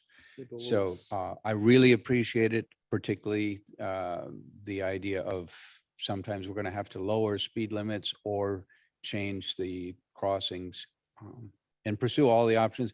I'm very concerned that, and I think I've heard it mentioned here before, that this is a wonderful program. It's a great goal, target, vision, whatever, but our numbers so far aren't changing a Aren't lot. trending in the right direction. No. Yeah. So let's keep at it. Go. Thank you, Mr. Chairman. Like many of my colleagues here, very appreciative of this initiative, and I wanted to speak about the culture actions, and I'm hopeful that many of us have already implemented Vision Zero in our municipalities, but I'm curious if in some of these items here, maybe for the public education or collaboration with other roadway owners, do we have goals within there of encouraging our other municipalities to adopt similar policies? We haven't crafted the detail within those items, but we'll certainly make note of that recommendation. And I can imagine that won't make it to the list. So that's great to get that on the list now. Thank you. Any other? Go, yes. I want to thank you for the presentation, and I echo the comments of everyone else. And I appreciate the challenges of a goal where your target is zero. Getting to zero is very difficult. But one of the things that I took away from this report is that distracted driving causes 10% of fatal and severe injury crashes, which is the same percentage as drunk or impaired driving. And we know that distracted driving is probably underreported because people aren't going to admit to being on their phones. So I think, not that I don't know that we can do anything, but I think there needs to be higher penalties and more of a stigma attached to people being distracted driving. We've all driven down Picker Road and you've watched the people next to you on their phone texting or doing things on their phone and not paying attention. And you can tell when you're behind them because you can watch them. So I think there needs to be more of a stigma and a heightened penalty to people who are distracted driving because they are causing as many, if not more, accidents than people who are driving impaired. So whatever we can do to promote that and encourage that, I think we should work towards that as well. So what we're talking about here is more rigorous enforcement of the law regarding that, because perhaps there isn't a level of enforcement that we should have. I think 100% you need more of that. And I see it every morning when I drop my son off at school. I mean, even in the school zones, people are driving past the signs that I see say it, I look around. no and cell see phone zone, and they're all on their phones. Cars in the area. I mean, it's like, yeah, you're right. All right, anyone else has a comment caught up? If not, Marge, do we have any comments, remote comments from the public? No, Mr. Chair. No previous comments were submitted? No, Mr. Chair. I have no comment card submitted here, so I'm going to close public comment on this agenda item. And I just want to say, Jessica, thank you for a very good presentation. I think what's encouraging is we're starting to get some definition of what do we mean by vision zero, target zero? How do we get from where we are and how do we get the ship moved in a direction so the trend begins to change? And it starts with being able to define what are the action items and things that we can actually do to try to begin to address it. So thank you. Thank you. Motion to approve the TPA's 2021 vision / target zero action plan. Second. Are you back up? I just wanted to follow before we vote or after, either way, the comment that was made from the gentleman from Wellington that and a very helpful pointing out that it's both about 10% impaired or on the phone. My understanding is there are fairly decent laws. Would it be appropriate for our board to put in some sort of a statement to, I guess, PBSO mostly, but that we really want to see stronger enforcement? Is there some way that we can put some at least mild teeth behind that? We certainly can have an official outreach to PBSO, and Nick's going to look into that and come back with something for us to look at. Okay. Thank you. Could we have maybe a resolution drafted for our next meeting? And I know we're not meeting in November, so, for December, and perhaps some sort of a policy on behalf of the TPA. And I will again reintroduce to the motion to approve the TPA's 2021 Vision Zero / Target Zero action plan. We put that in there. Actually, it resonates. Second. I can go with that. We have a motion and a second. Marge, we have to do a roll call? No, you can do this verbally. All right. We have a motion and a second. All in favor? Aye. Any opposed? We have no opposed. Please let Marge, let the record show the motion was approved. And thank you again for your presentation. Okay, agenda item 2D is a motion to review the 2022 program policies for funding applications to the TPA. Currently, there are 3 annual funding programs that we're going to get updated on from Connor Cambasio. Hi, good morning, everyone. My name is Connor Cavabasso. I am the Long Range Transportation Plan Coordinator here at the Palm Beach TPA. And with that, I'm also the State Road Modifications Program Manager, which is one of the funding programs that we have here at the TPA. So today I'll be going through the funding program policies as well as some scoring changes that are occurring for the next funding cycle. So quickly, though, I do want to go over some key dates. So today is actually the kickoff day for all 3 of the funding programs, assuming that the policies get approved today. The program application workshop is going to be occurring next week. So if you do have any projects that you plan on submitting, I do encourage that you send some staff members to that workshop. We'll be going over the application submittal process, as well as the scoring criteria and documentation required. We are going to be having some pre-application meetings after that, occurring from November to January, and those are required in order to submit an application. And then after that is the application deadline itself, which is going to be February 18th. Following that, we will, as staff, sit down, evaluate, rank, and prioritize the projects and incorporate those into the priority projects list, which we'll be bringing to the committees and board members, and that will be occurring in July. So these are the 3 funding programs that we have. You may be familiar with the Local Initiatives Program as well as the Transportation Alternatives Program, but we are introducing the State Road Modifications Program this year. And the 3 programs they fund very similar aspects to the transportation network, but through different capacities. So starting off with the State Road Modifications Program, that, as you may have guessed, focuses mainly on the state roadways. The Local Initiatives focuses more on county and city roads.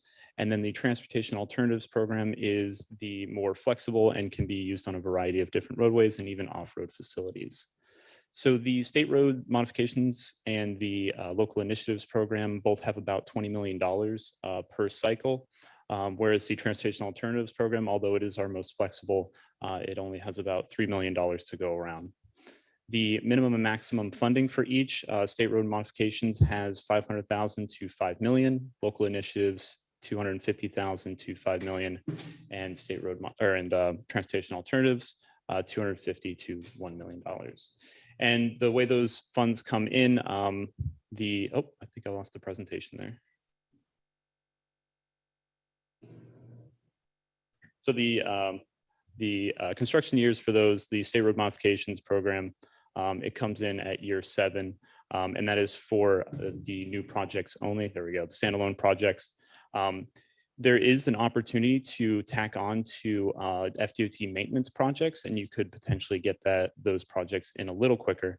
The local initiatives comes in at year 5, and then the transportation alternatives year 3. And those years are based off of the new transportation improvement program that would be adopted not this summer, but the following summer for this new cycle.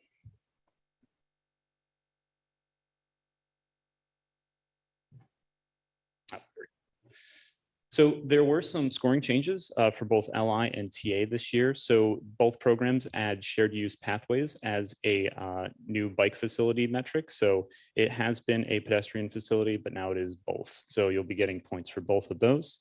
There was a mileage cap on the facilities for both pedestrians and bicyclists, and that has been removed. So you can potentially score even more points for longer distances for both ped and bicycle facilities. In addition to that, both income and underserved population indexes, which were demographic metrics in the past, has been replaced with our new traditionally underserved populations metrics, which I'll touch on in the next slide. So SRM, it is a, that's right. So SRM is a new program, but it does mimic the LI scoring system pretty closely. There are a couple of differences. First, it incorporates defining a target speed as a scoring metric, as well as including safety countermeasures. And in addition to that, it also, you can get some bonus points for doing that modification to existing maintenance project avenue, which I talked about in the previous slide. So again, if DOT has a maintenance project that they have coming up, we can do some coordination with, with us and also DOT and try to figure that out.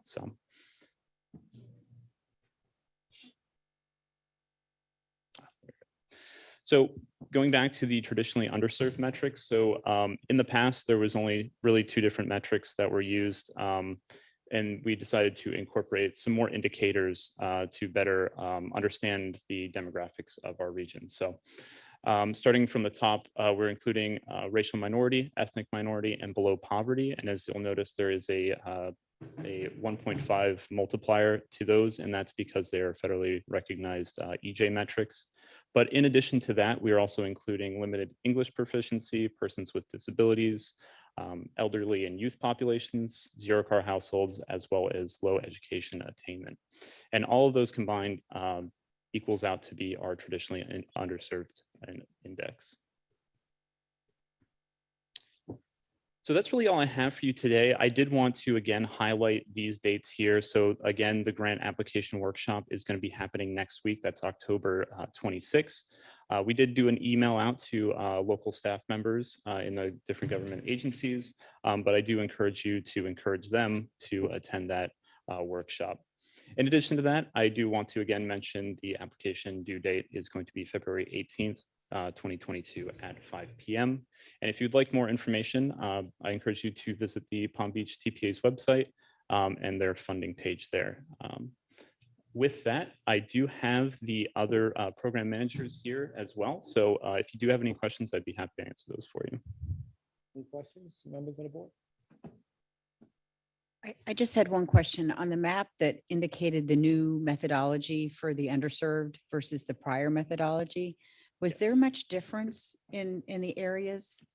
I believe there was. I'd have to ask. I don't know if Kelsey is here, but she was the one that developed that map for us.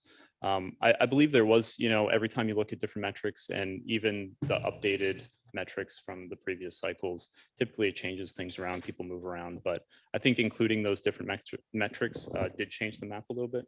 But I'd have to refer to her. I can follow up with you on Yeah, that. and if maybe you even have a provide map that shows the prior methodology compared to this one, I'd appreciate seeing it. Thank you. definitely provide that for you. Okay. Yeah, I want to echo Councilwoman Brinkman's comment. It would be really helpful to understand what these differences will make, if at all, if, you know. Understand the significance of the differences? Yes. And the impact on What it, yeah. what it would do to the projects, how it would How do shift we do them that? I around. don't know, but you'll see if you could address that.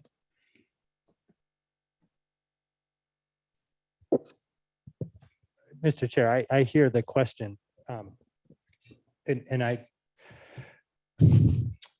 think some of this is data driven. And so we base the metrics for the individual block groups in the census based on the data associated, the attributes of the people who live in that census block group. What we've done is we've recognized that a merger of, previously we were using a demographic component and an income component separately, and saying the combination of those two answers determines whether you're a traditionally underserved population that warrants more attention, if you will. What we've done is consolidate those two components into a single index, and we think it's representative of the types of populations in Palm Beach County that we should be investing transportation dollars in to ensure that we've provided a safe environment for the people who live in those communities. So we can show you the comparison, but we also want to acknowledge that there are two things that are changing. One is the equation that we're using, which is really just a consolidation of what was previously done. And the other is that we're updating the inputs for that equation based on current data.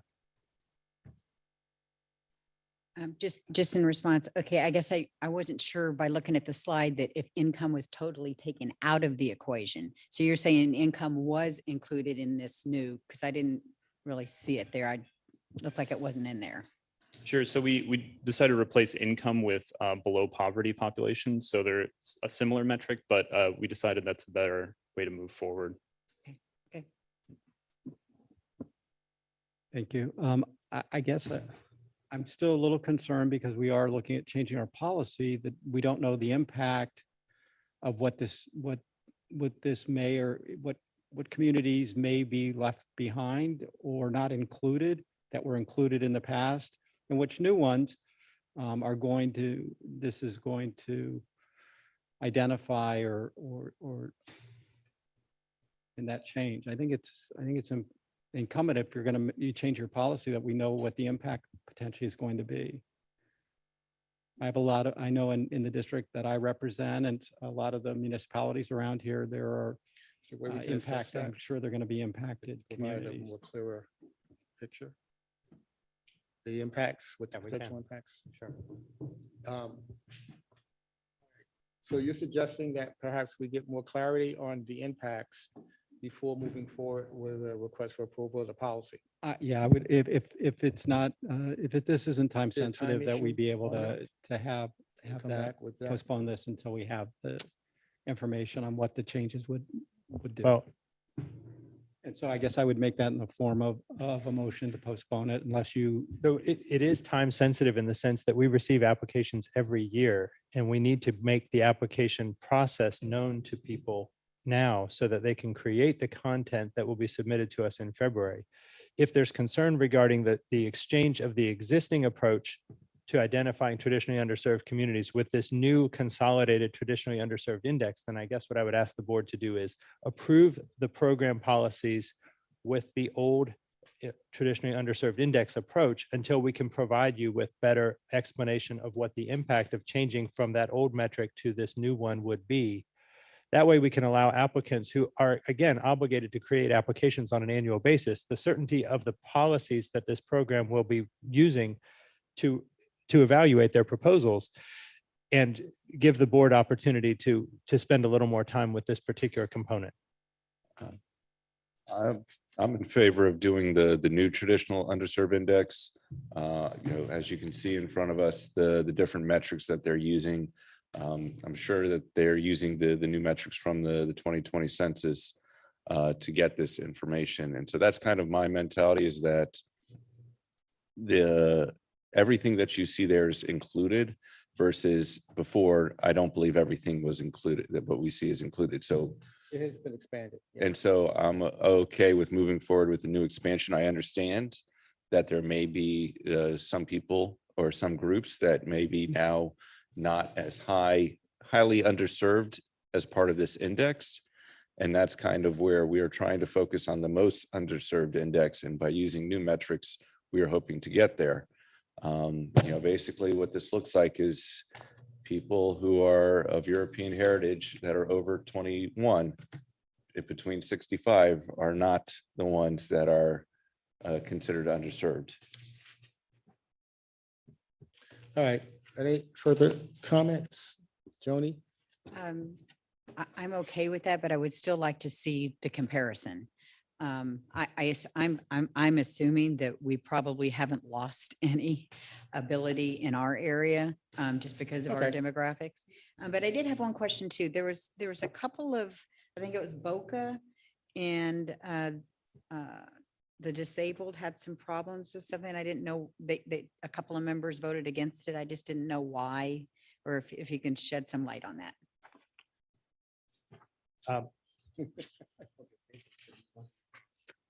Mr. Chair, so the member of the disabled community is actually a resident of Boynton Beach who has limited sight. And the concern he has is with regard to shared use pathways promoting bicycle activities off of the roadway on the pedestrian and bicycle shared environment, because he doesn't feel as a pedestrian with limited sight that he is given adequate warning to negotiate the conflict that occurs between a pedestrian and a bicyclist if he's being overtaken by someone riding on a shared use pathway. So while we've acknowledged that is an inherent conflict in the mingling of pedestrian and bicycle activity on a curb separation from the roadway, the position of the TPA staff and the majority of the committee members advising you as a governing board was that the greater concern is associated with the bicycles being asked to mingle with high-speed car traffic on the roadway, and that we will do our best to continue to educate bicyclists with the expected behaviors associated with their using a sidewalk or a shared use path to travel. We also outfit bicycles with bells. That's one of the giveaways that we are fond of providing to bicyclists in the community to remind them that they are expected to signal when they're overtaking a pedestrian or a jogger. And then again, promoting the means that we have to negotiate the conflicts that are inherent in our transportation network and trying to make sure that we have properly addressed the ones that are most likely to result in fatal or severe crashes first, and then mitigate the other types of conflicts that occur in our transportation system. Yeah, no, I have had a conversation with my representative, and he has had experiences where pedestrians have knocked away his white cane or have startled him. And so he's under the perception, because before, when he did have sight, he was an avid biker. And so he feels like, it's the most safe for only pedestrians to be on the sidewalks. However, based upon the data that we have, is that there have been no fatalities or severe injuries from pedestrians and bicyclists, only from vehicles and bicyclists and vehicles and pedestrians. I was just going to second Mayor Grant's suggestion that very likely there was a lot of good effort in moving to the newer criteria. I'm all for seeing a difference map. I think that'd be useful. It might be helpful to have just a verbal description from the folks that worked on it. How different are they for our benefit? But I'd be in favor of moving forward with the newer data and the newer approach, knowing that we will get a comparison at the next meeting. Okay. Any other comments? If not, do we have any comments from the public remotely? No, Mr. Chair, I don't see any And comments. no prior comments were submitted? No. All right, I have no comment card submitted here, so I'm going to close public comment on this agenda item and look for a motion that's modified to indicate that we will be getting an impact analysis, I guess we'll call it, from the prior model to the new model. So moved. All right, Second. Is that okay? The way I stated it, he said so moved? Okay. We have a second? Yes. Okay. We have a motion and a second. All in favor? Aye. Any opposed? We have no opposed. Please let the record show that the motion was approved as modified. Okay, moving along. We have another item here is a resolution requesting a timely submittal of FDOT's draft tentative work programs to the TPA. And we're going to have Andrew Eula. Good morning, everyone. I'm going to have a rather quick presentation to cover what the TPA staff has seen in the draft tentative work program from FDOT. And then I'll turn it over to the district secretary for you all to hear from. And then we'll have Victoria Williams with Turnpike. Okay. Our mission to collaboratively plan, prioritize, and fund the transportation system. This is really getting towards that funding portion of that mission. And you can really see that in our transportation improvement program development process. So it really all starts from product development. You just heard from Connor Campobasso talk about our 3 programs. Those really start with the product development. So we evaluate all those for feasibility with FDOT and the locals. You all then see a list of priority projects that you all adopt. And then that list of priority projects is given to FDOT to create their draft tentative work program, along with all the other FDOT projects. So that's what you're looking at today. And the draft tentative work program is actually a state mandated presentation for you all from the district to talk about the draft tentative work program. And in this, you're able to provide requests for changes, additions, or deletions to that draft tentative work program. Unfortunately, because it took a while for FDOT central office to get the financial numbers down to the district, they weren't able to provide the draft tentative work program to the TPA in time for the committees and the staff to do a full review of it. So you'll see our action today does not have a full endorsement of the work program. It's really just asking for that timely provision of it. All right, so we're making a request. Correct. Okay. So I'm going to go through our 3 main priority lists, starting with the state road modifications. You heard a little bit about what these programs are from Connor. 5-year target, about $101 million of federal and state funds. There is about $101 million of federal and state funds on that. We also included around $37 million programmed from the local initiatives pot of funding for projects on that. I'll talk a little bit more in detail about that. So some updates for existing projects. Our Atlantic Avenue project widening from Lyons Road to Jog Road. All the right-of-way is now programmed in there. We're still gonna have to fund construction in later years, but all right-of-way is programmed. Next is the State Road 80 lighting. And it's now funded in 2 phases. So it accelerated to fiscal year 2023. And part of that is with those local initiatives funds. And the second phase is in fiscal year 2026. So what you'll see is on the next slide for local initiatives is that some of the projects couldn't get funded in the outer years for local initiatives funding. Those were prioritized on the State Road 80 lighting. There are also 3 new projects funded for design in fiscal year 2027. Forest Hill Boulevard, Jog Road to Military Trail, Congress Ave from Lake Worth Road to Forest Hill Boulevard. Those 2 are closing sidewalk gaps, providing lighting for safety, whether it's roadway or pedestrian lighting. And then we also have some Boca Raton traffic signal enhancements that were submitted by Boca Raton. Next is our local initiatives program. So it's $100 million, 5-year target. And you'll see we have program in here is about $71 million. So the rest of that, it is meeting that local initiatives total amount we should be getting. But again, we're using a lot of that on the state road modifications. There are 7 new projects that are funded for construction. So last year we weren't able to fund all of our 2020 applications, prioritizations, but this year we are. So we have electric buses for Palm Tran. We have one-way pairs in Lake Worth Beach on Southeast Coast Street and South H Street, Greenbrier Boulevard and C2 Canal, pedestrian improvements in Wellington, ADA improvements in Royal Palm Beach, SFRTA passenger rail car for Tri-Rail, and then designated bike lanes on Prosperity Farm roads for Palm Beach County. The 2 that right now that we do not have, there was not enough funding for, are sidewalks improvements in Indian Trail Improvement District, and then Mercer Ave complete streets for West Palm Beach. So these 2 projects, we're going to ask them to reapply next year, and then they can be reprioritized with the new cycle for 2022.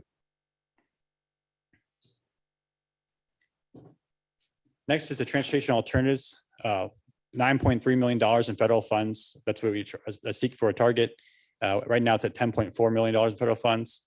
4 new projects were funded for construction: Burns Road from Palm Beach Gardens, El Rio Trail, Boca Raton, Grapeview Boulevard, and Key Lime Boulevard from ITID, and then the CA Canal in Wellington. So all the ones that were prioritized were programmed.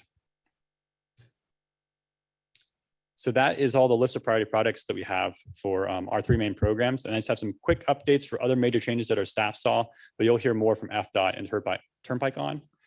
There are some major interchanges coming in to construction for fiscal year 2027. So that's the first time you're seeing these construction amounts in our upcoming work program.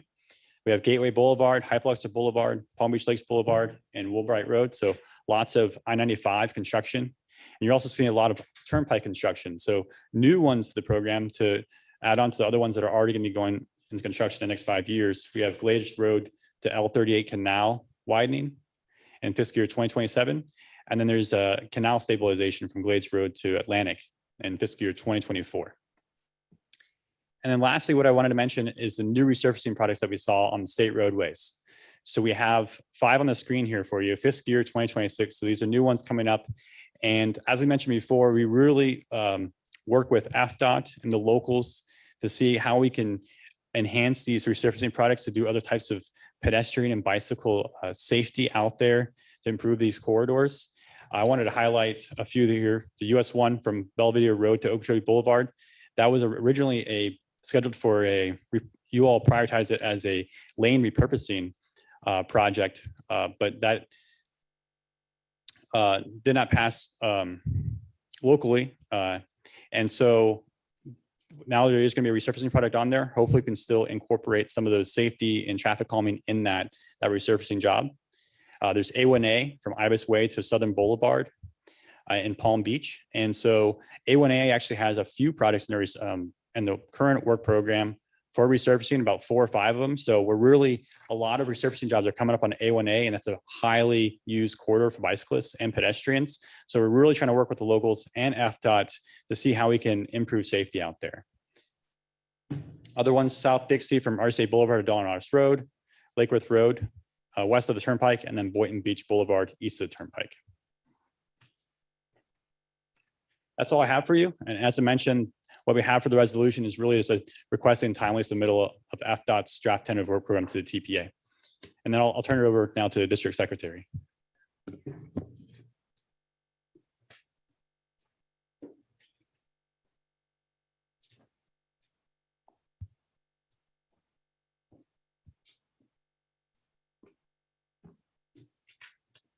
Good morning, everybody. Jerry O'Reilly, District Secretary, Florida DOT. Happy to be here. Good to see you all again. Glad to have you here. Thank you. I'm looking through, but I see Commissioner Weinroth. Good to see you. So I have 38 slides here, and that probably depresses you quite a bit. You've been here for a long meeting already.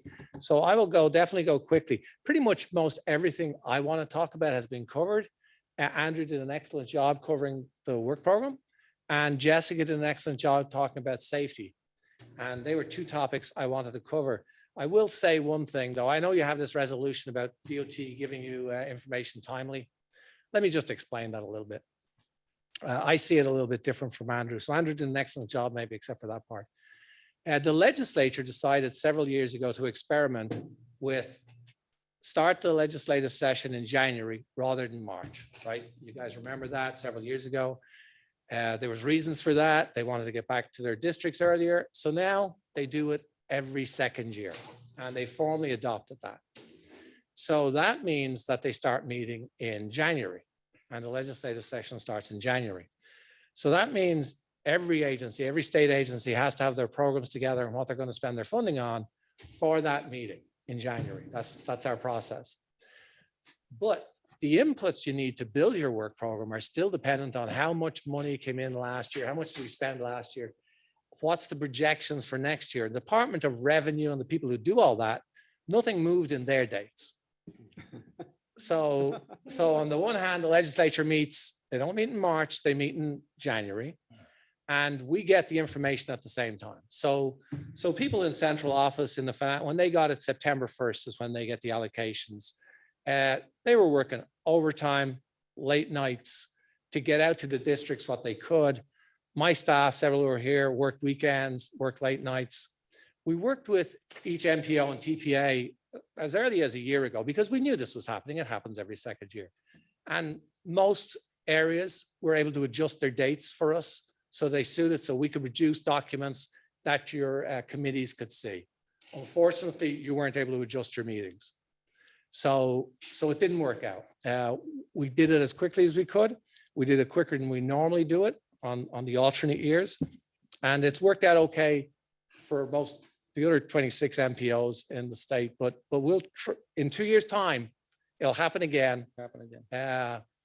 We'll ask you to adjust your meetings a little bit to suit when it comes. So if we can, that's great. So we'll be going as quick as we can. And this work program I'll present today, which really you've got a really good presentation on already. Those interstate projects are part of the strategic intermodal system. That reflects what was in the 6th year, moving to the 5th year.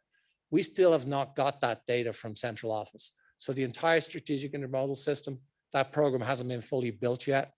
When we get that, we'll send it to you so you'll see it. Hopefully they all stay. Hopefully we might get some more. Okay, I said I had lots of staff here. One new person, program management. So you've seen Leslie Weatherall in the past. Leslie has gone on to bigger and better things in the department, and Jessica Rubio is now Leslie. So she's in charge of the work program and the managing all our various programs. So this is her first year. So I'm bringing her here to observe and see what's going on, and not going to feed her to the wolves yet.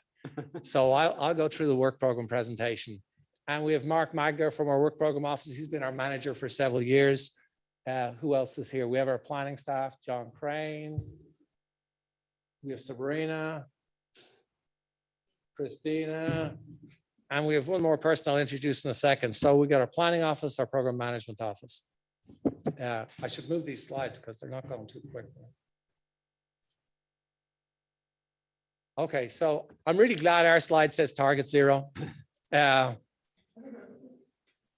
So safety is, I guess it's no joking matter, but so the department has worked with the entire state to develop an updated strategic highway safety plan. So it's not the department's strategic highway safety plan, it's Florida's strategic highway safety plan. Most municipalities in the state are adopting Vision Zero goals. And they're doing that. It comes with a set guidelines, things to adopt, a program to do it, and it's well-established program. So most people are doing a Vision Zero. The entire plan for the state is the Florida Strategic Highway Safety Plan, and it's Target Zero is the way it's been projected. So it's a plan for all our partners, and your agency is right up there as good or better than any agency in the state as far as adopting the goals.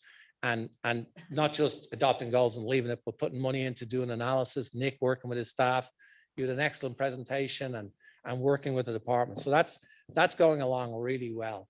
Why is it important? So Florida's roads, you saw your local people directly impacted. Every day, 8 people die on average. Every day, 49 people have serious injuries. Clearly one life lost is too many. An interesting statistic, though, over the data that was looked at to help develop this plan, which is 2014 to 2019, 94% of crashes nationally involve driver behavior as a contributing factor. So that's a lot. So the more we can influence behavior, the more we can improve. Anyway, I've talked to you before about the 4 E's of safety: engineering, enforcement, education, emergency response, all important. This new plan has a focus on that, plus they're calling 4 I's. So intelligent data, using data we have smartly and better to identify where we need to be doing improvements, et cetera, et cetera. And you're seeing the starting of that now.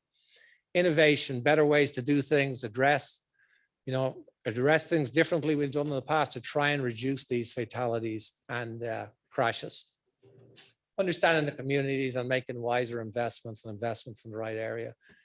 Emphasis areas that are identified similar to last time. You'll see them here: lane departures, intersections, and you can see that they have the highest numbers in fatalities and in serious injuries as a result of crashes. And this is maybe a small point, but worth noting, you know, and historically, we used to call them crashes or accidents. We call them accidents. So we don't call anything an accident anymore. It's a crash. There wasn't an accident. Somebody took a deliberate action and resulted in somebody getting hurt. But you see there the emphasis areas similar to before. Evolving emphasis areas when you look at the data, you know, safety in work zones, drowsy drivers, ill drivers, rail crossing, which we've done some activity on. Transit, you know, our plan is a lot around roadways and drivers, not necessarily transit and the other modes. Micromobility, scooters and that. A lot of issues with that. And then connected and automated vehicles. As we see more of them, what safety issues need to be addressed in their area. So preparing for implementation, I'll just go through these quickly. I believe you've all got copies of the plan. I did want to mention this a little bit because every individual can do something. And these are individuals and groups. And, you know, local governments adopt rules, policies that promotes procedures. FDOT continues strong commitment to improving it. Do it with our resources, making the right policies and leadership. And there's also one in here, although I didn't pop it out. Elected officials make safety a high priority. And you obviously have been doing that. You voted here earlier just to do that. So everybody has a position and an area they can work on. So one thing we've done as a result of this plan, and it's happening in most districts, you know, a lot of the problems, I won't say problems, but a lot of area for improvement in the DOT is better coordination across all the different departments. And, you know, one department might say, I want to make this improvement. Another department says we don't have the money, then it doesn't happen, but it's directly related to a safety issue. So we've identified a new position, the district safety administrator, who's going to cut across all of that kind of bureaucracy. They report directly to me, and she's here today, Katie Cares. So Katie, stand up. Katie has this role. She has counterparts around the state. Katie's job, she isn't responsible for safety in our district. She's responsible for making sure all those offices are responsible for safety and working together and getting things addressed. So I think she'll be a great resource for the TPA and the other MPOs in our district. And this is new. Katie's been in her position about 6 months. When this plan came out, this was one of the actions we took. And it's a high level position for us. So we're trying to put our money where our mouth is. You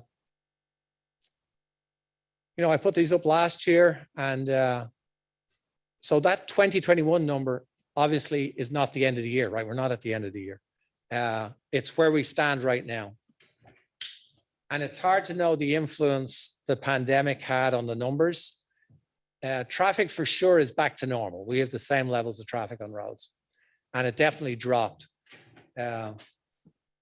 If you projected some of these numbers out linearly though, I believe you would see that your county still has a great reduction in crashes, but there's nothing linear. Who knows what's going to happen in the month of October, November, and December with the holidays. But trends and this data and using it, which your agency is doing, it's important to be looking at it. Easy to see Broward and Palm Beach, you're bigger than the other counties. But I'll flick through these. You all get these separately than this as well. But the trends and bike and ped, hopefully it stays up because of, they will go up though. You can see where it is right now. And that was 70% of the year is gone. So they will, hopefully we can continue doing well. Let me keep on going here quickly. Stride, one of the railroad improvements, we talked about putting down these markings, enhanced signing. It's finished now around the state and it's finished in our area. So they're all done. There's an evaluation going on right now of the effectiveness. So we checked before how drivers behaved. We're checking now how to behave with these markings so you don't stop where those stripes are. Part of what you agreed to earlier today in the rail. So when you go home today and cross that crossing that was open or was closed this morning when I came by, don't be tempted to stop where those white lines are, because if you do, a train could hit you. And that's the message we're trying to convey there.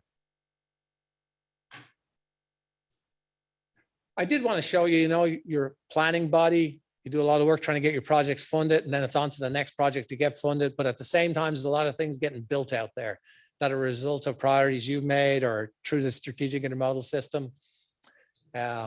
So project underway, hopefully to end hopefully will end this month. So the southern part of the county, and this will extend the express lanes north. We expect they'll be ready to open for tolling in the next few weeks. So you will see that coming up just up the Glades Road. And then further north of there to Linton, well under construction, and this will be the first diverging diamond being built in our area. It's moving along well as a project. Southern Boulevard, I was hoping I was going to stand here and tell you it's going to open really soon. It will open soon. We've had a major issue with some of the equipment, and we're going to have to send it off and get some new equipment made. So the bottom line is the project, the bridge will start opening as a new bridge in about a month or two. Then we will come back with a new piece of equipment and install it, and it'll start opening again full time. So this was a manufacturing issue at the plant. So the way these things lift up and down, it's a big gear that rotates in a pinion, and they fit together. They didn't fit right. That's a problem. Manufactured really closely in a factory, inspected, brought over, didn't quite fit right. So, you know, the bridge is going to last 80 years. It's got to be right when it starts. So we're going to get one brand new piece. We'll operate it with the old one initially. Well, the old one, it's new, but it doesn't work right. And then swap it out. Not good. State Road 80, hope to finish in January. So coming close. And I'll put this up here, hasn't really, you know, it's just starting. I mean, there'll be signs going up right now out in the Jupiter area, but the detour doesn't begin for a long time. But this is a big bridge in the area, and it will have big impacts on the local traffic. And then these are some projects that are underway. I think Brant Road was through your local initiative program. Clear Ranch Road, finished, new bridge. Again, I think these are all local initiative programs. We might have one in here through your TAP program. Swenton finished. Belgrade sidewalks, that's I think TAP program, Nick. But again, lots of projects that you've worked on, and but they've come to fruition. As far as the work program, I think your update you got was great. One thing you didn't get an update on was you did get some of the statewide ARA money or ARPA money. You designated your ARPA money towards the lighting on State Road 80, which is great. The state got some, so there's a few improvements going to jump into the current year. And you don't see the current year because you're approving the program. So it's smaller work. This curve compliance is really going out to existing roads where they have curves, they meet standard, but we're seeing accidents happen there. So it's putting up the signing, maybe lighting, enhanced signing, and that'll happen throughout the county. And then there are two smaller projects that will move into this year. The tentative work program, you got all the highlights. So the interchanges from the strategic intermodal system funding, which we'll confirm back with your staff and give you what the final plan is when we get it. And where those projects are, obviously the lighting project's an important project for you all, and it's funded now and in the program. And I think we mentioned the resurfacing projects, and that was great. Andrew gave you a good advertisement in your municipalities. If there's things you're thinking you're going to do, replace utilities, or you have a vision for that road, and it's going to be resurfaced, we got to talk like now so that scope gets tied down and how it'll get done.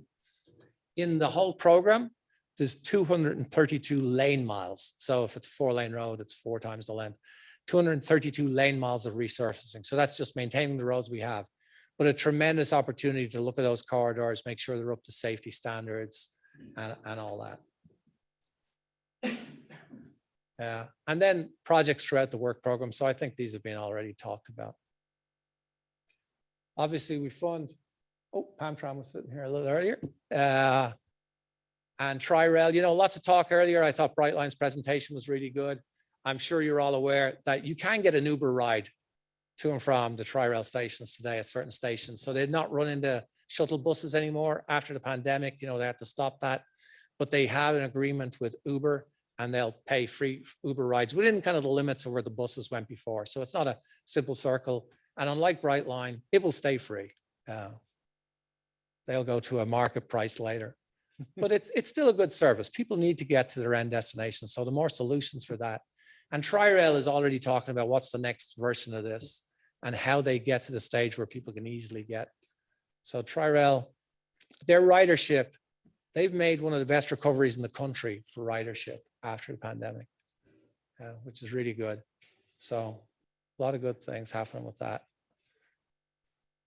And obviously money in the ports and airports, the state of Florida with 250 million of our ARPA money went directly to ports to help them after the pandemic. So that went around. So anyway, that was quickly jump through there. Any questions on the program or any issues in general? I did check with staff on that Dixie Highway. It came up earlier. So a gas company has a permit there. They have problems with their gas line. They have to go back out and dig holes. They're the poor patches you're bouncing over. They're just about finished. They should start resurfacing that road next week. Those are temporaries. Yeah, they're all temporary. Resurfacing should start next week. But this has been going on quite a while. Thank you for the presentation. One of the things that I've been trying to advocate for is the landscaping improvement plan because of the Florida statute that FDOT needs to spend 1.5%.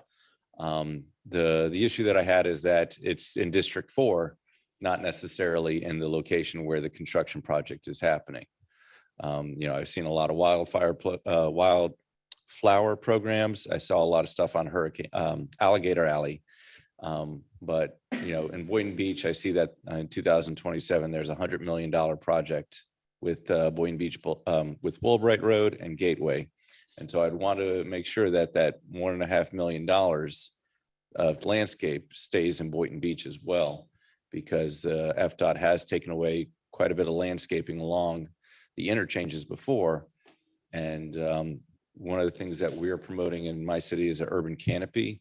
So I know that along, I think the Congress interchange or the Yamato interchange, they have a lot of sable palms.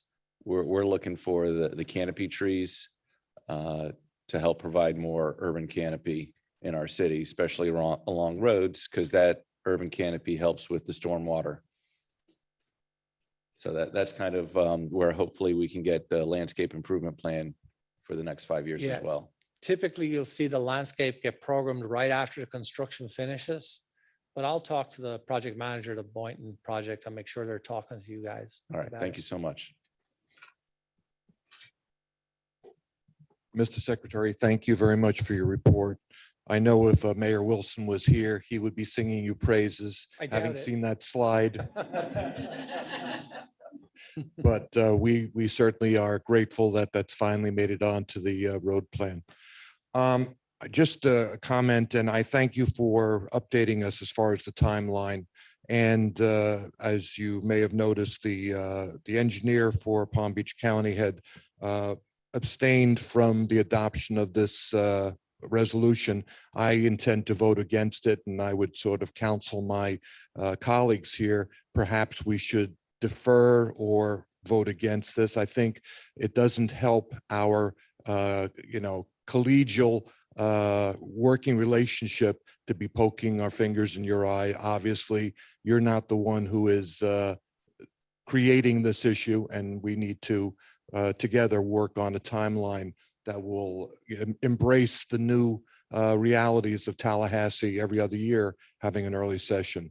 So I think that what you've presented here is very informative, and I don't see any reason to, castigate you for being unable to meet this timeline. Thank you.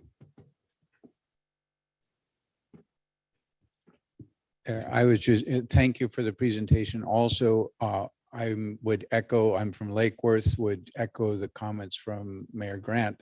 We in Lake Worth also are very interested in tree canopy, both for storm drain reasons and heat island effects. And I believe we are online for the the diverse DDI, that one. Yeah. And So I imagine we would, and I would like to reiterate the same thing, that the request for the 1.5% stay local to our community. Thank you.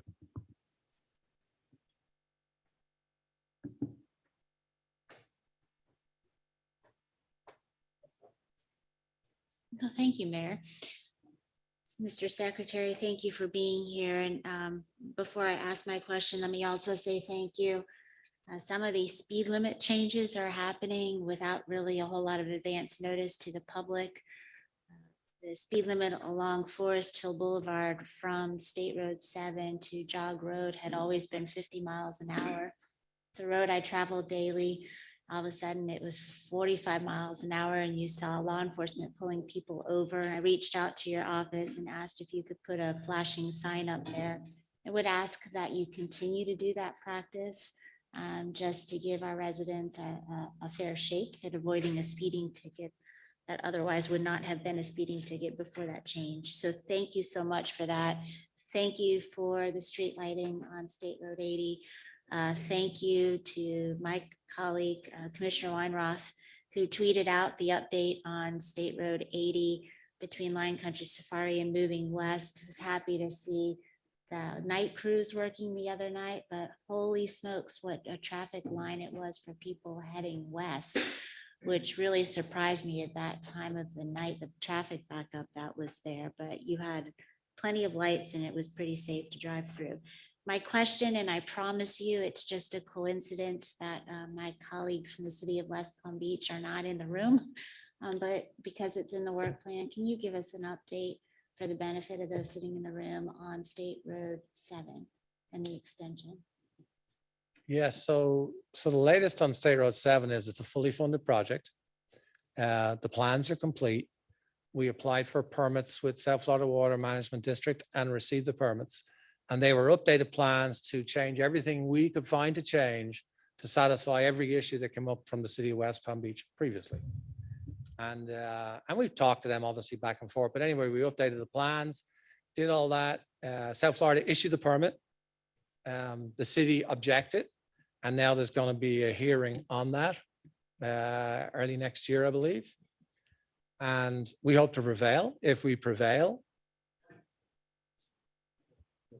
I said it, well, we did prevail last time, right? And then there was an appeal. So we'll go through that process and then we'll build the road. It's an important project for this body. It's an important project for the DOT to get built, and not because we want to build it. It's because it's needed for the region, and it's badly needed. So yeah, we're here for the long haul, but it's moving through the process well as it can be when there's like a bunch of attorneys in the room fighting with each other over it. But it's moving along. Well, thank you for that. And one of my reasons for asking the question is watching what's happening in the city of Palm Beach Gardens with the development of Avenir, and their main entrance in and out of Avenir will be at North Lake at Coconut. And if we don't have another north-south route, that traffic, instead of going down North Lake to State Road 7, is all going to cut down Coconut through the acreage, and that road system in the acreage is not built to sustain that kind of traffic. So I need this additional outlet. And thank you to you and your team for everything you do to keep that moving along. Thank you, Mr. Chair. Commissioner? I know I've been quiet. With the presentation today, do we actually need a resolution? Well, I'm glad you said that. I wanted to get to that point since you raised the question. But before I respond, I need to acknowledge whether that there are any comments from the public. No, Mr. Chair. Okay, I have no comment cards submitted on this agenda item, so I'm closing public comment. But with that, it is my intention to ask this body to pull this resolution. I think we've had a good discussion, and we appreciate the secretary, Mr. Secretary. We appreciate you being here today and giving us an update on this particular point. So for that, I'm asking for a motion to pull this resolution, and that we will work with I will make that FDOT motion. going forward. We have a motion? Second. We have a motion and a second. All in favor? Aye. Any opposed? We have no opposed. Thank you very much. And once again, thank you again, Mr. Secretary. Go ahead. Yes. I will see you Friday at SFRTA. Mr. Chair, I wanted to acknowledge that item 2E, there were two components. There's the district work program, which is a substantial amount of money being invested in a lot of projects. I think 237 projects are in the district's Oh, work you're program. right. Yeah. And there's the Turnpike work program, which is a paltry investment of $1 billion over the next 5 years. And we do have a representative from the Turnpike to give a few highlights of the projects that the Turnpike intends to construct in Palm Beach County. Thank you very Thank you. much. My name is Victoria Williams. I work for Turnpike in South Florida, Districts 4 and 6. Florida's Turnpike mission is to help meet the state's growing transportation needs, ensuring value to customers and protecting our investors. We do try to manage the Turnpike system in a business-like manner, hence the word enterprise.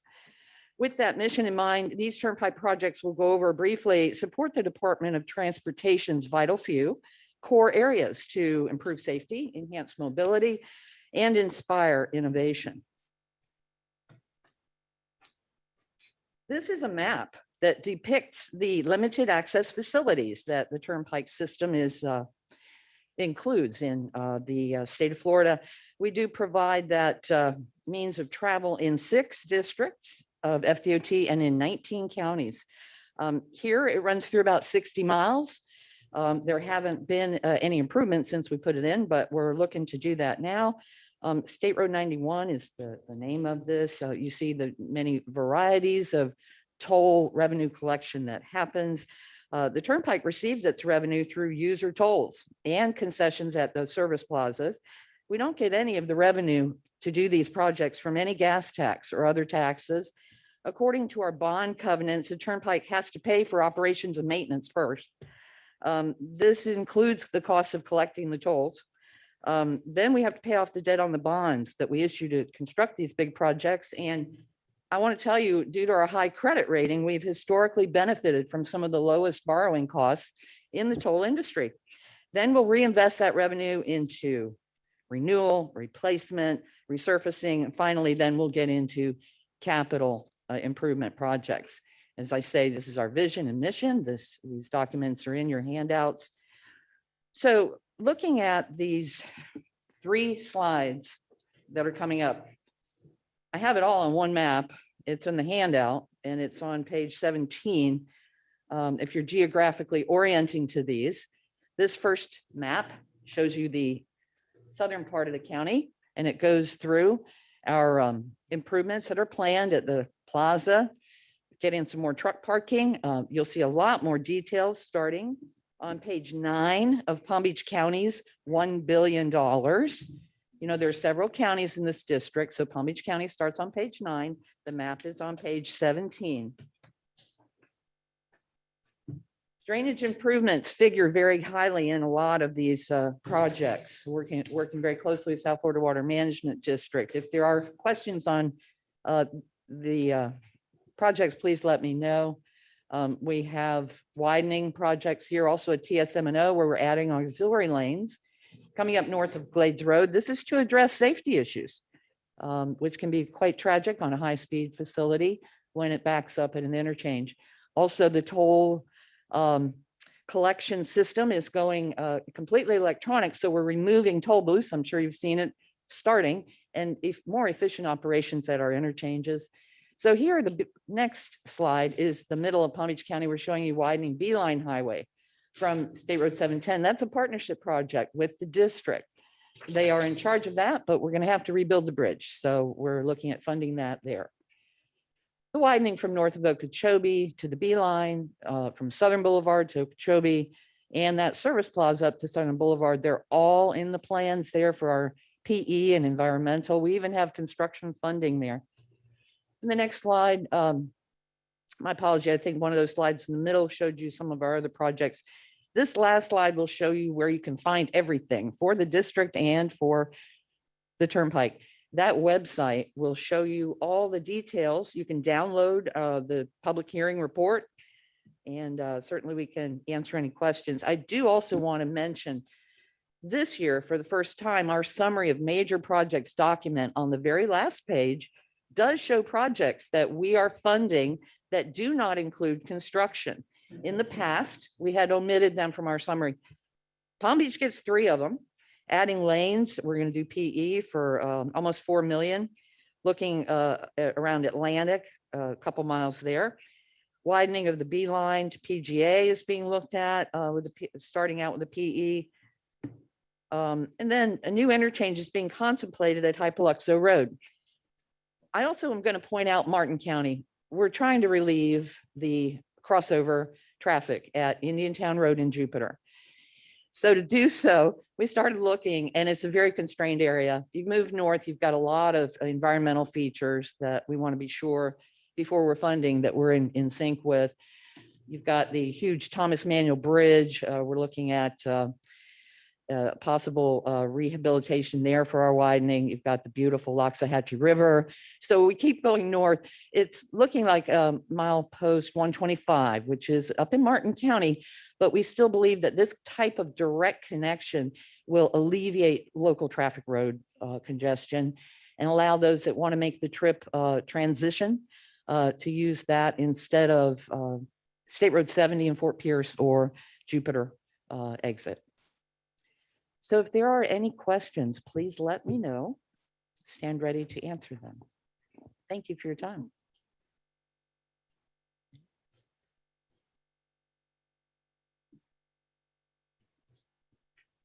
I have one question. Yes, ma'am. The big metal things, are they plate readers or are they actually charging tolls that you keep putting down the turnpike? Those are gantries that will do both. They're going to collect tolls from people using transponders in their vehicle, and they will document with a photograph the plate of the vehicle that passes under without a transponder. That toll is higher priced. We also are going to charge to send the bill. So we do encourage use of transponders. We've also become interoperable now with the Easy Pass. So there's 18 states you can use it in. There's not a fee to use a SunPass account. If you have that transponder, you need to get the SunPass Pro transponder if you want to drive north and use it in other states in the Easy Pass system, northern part of the country. But those gantries are going online so that we can redo the interchanges. So we'll reduce bottlenecks and no longer take cash payments. Okay, and so those gantries, there's more of them. Are you charging people more or is the toll rate staying the same? Well, toll rates are set by statute, and when there are new openings or new interchanges proposed, we have toll hearing rate meetings, and these hearings, that's a trigger. So what we're looking at planning for here is the system of charging tolls by the increments instead of where you get on and where you get off. So yes, there are some changes anticipated as we go forward with electronic tolling, and we hope to get our great staff in our public information office to help us distribute that when it becomes a reality. They're planning for the future. Okay, but right now, am I paying more because there's more gantries? No, or you ma'am. just spread the cost out a little? Spreading the cost out, and we're not allowed to charge a different rate than statutorily approved after the public hearing. Thank you. Great question. I have a question. What is there any, I mean, when are we going to be able to use these devices to charge our tolls as opposed to having those things stuck on our windows and stuff? Mr. Weiss, I really enjoy that you brought that up. It has been analyzed and we're looking at it closely. The Turnpike funds a facility in mid-Florida called SunTrax with an X. And this is an opportunity for vendors of electronic vehicles, connected vehicles, to have a test track. And we include the infrastructure. And we also want to know what infrastructure needs there will be so that when these vehicles, manufacturers propose letting us use our smartphones to collect tolls, there need to be some ways to make sure that not everybody's car, phone in the car gets charged the toll. It's the problem you get if you carry two transponders. You know, it's a duplicate toll and we can go ahead and help you with that, but it could escalate if we don't find a way to pinpoint which particular device is paying the toll. That's a good point. But yeah, I think I mean, it seems like most people have them in their vehicles and it would be easy. And then you would actually see what you're getting charged as you're going along and it would, I mean, yeah. Good. Well, I I'm glad appreciate to know you're that. working on it though. Thank Thank you. you, Mr. And thank you for your Thank you, sir. presentation. Oh, you're Very welcome. informative.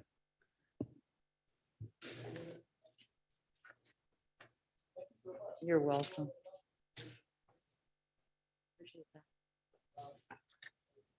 Mayor, I'm sorry, your microphone is off. It keeps turning off on its own. Right? All right. Another piece of business regarding the original resolution. The resolution to request timely submittal, we pulled that, but there's a part of the resolution that the secretary is asking for us to act on, and that is to approve the draft tentative work program. You want to explain that? Mr. Chair, briefly, the state law requires the district to present the work program to the TPA governing board. Historically, the TPA governing board has responded by saying, thank you for this presentation. We endorse the work program as presented, or we endorse it with the following requested Conditions. modifications, additions, deletions. Our committees felt unable to recommend something to you, and we received the work program later on in the process. But the DOT has acknowledged that they were unable to produce it any faster than they did, and they're asking you, would you please be willing to still endorse the work program as they have presented it to you today? So the request is and we still do have a quorum of the TPA governing board. So the request is to actually adopt the resolution under 2E with a replacement of the text in section 2B. So instead of asking them to give it to us earlier, the resolution will say endorses the draft Turnpike and District FY 23 through 27 work program, which Margie has actually placed on the screen for you. So you can see the language and don't have to listen to what I just said. And so the district has said, that's our convention, that's our practice. Would you be willing as the TPA governing board to acknowledge that they did come and make a thorough presentation of the work program, and please endorse the program as it's been provided to you? So moved. Okay. Second. I don't think we have a quorum. So Chair Pinto, just for the clarification of the board, with Mayor Flores on the line, we do meet the quorum of 11. I think we need to have a quorum present. You allowed Mayor approved them, Flores though. to participate. No, but I think the statute is clear. You have to have a quorum present, then you can allow people to participate. Paul, you want to give us an update on that? Lost our in-person quorum. An in-person quorum is required to allow a virtual participant. All right, so- Correct. And under the modification to the agenda, you had approved him to participate remotely and to vote in the item. So the question is that. That do there's we no have a- physical quorum anymore here. Yeah. We've lost the physical quorum. So So Paul, the key question is if the TPA governing board authorized an individual to participate remotely when they had a physical quorum assembled, can that authorization allow for this vote to occur at this No. time? No, You we've have to- lost our quorum. You have to have a physical quorum Okay. present at all times. So you can continue to meet, but you can't take action. okay. So what do we do? Postpone this to next meeting? Is there a time in which this has to be adopted? Can we post, because we don't have the meeting next month, so it would have to be on the December agenda. Again, I think the board direction through discussion can be that I would write a letter with the content of the resolution in it. The resolution adoption endorsing the work program, again, is not mandated by statute, but it's something that the district staff would like to have as they present the work program to central office. I think this would probably accommodate their request. All right. Is anyone not comfortable with that? Get this laid out? That he would write a letter? We don't. Our next I'm meeting is afraid December we don't 16th. have Are the we? ability to give board direction right now. All right, so you don't think because we don't have a physical quorum, we can't even give direction? To the Well, I direct- think if executive since we director? have, No, Is that what you're the- saying? Correct. It's something that if the executive director has the ability to do it on his own, he has the ability to do it on its own. However, we as the board cannot give him direction. However, we can give him our input And if he has that ability, and it would have to come back to this board for us to approve the letter. So what would our input be? I don't know. It's up to, you know,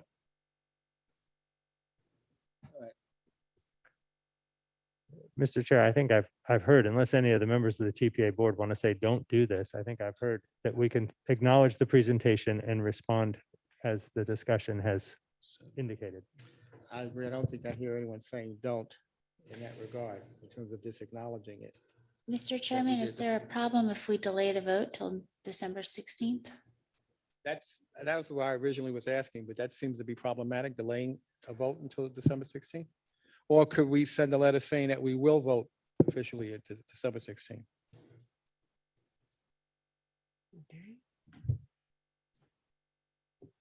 Good morning, or is it afternoon? I'm not sure. John Almost. We're Crane, just about there.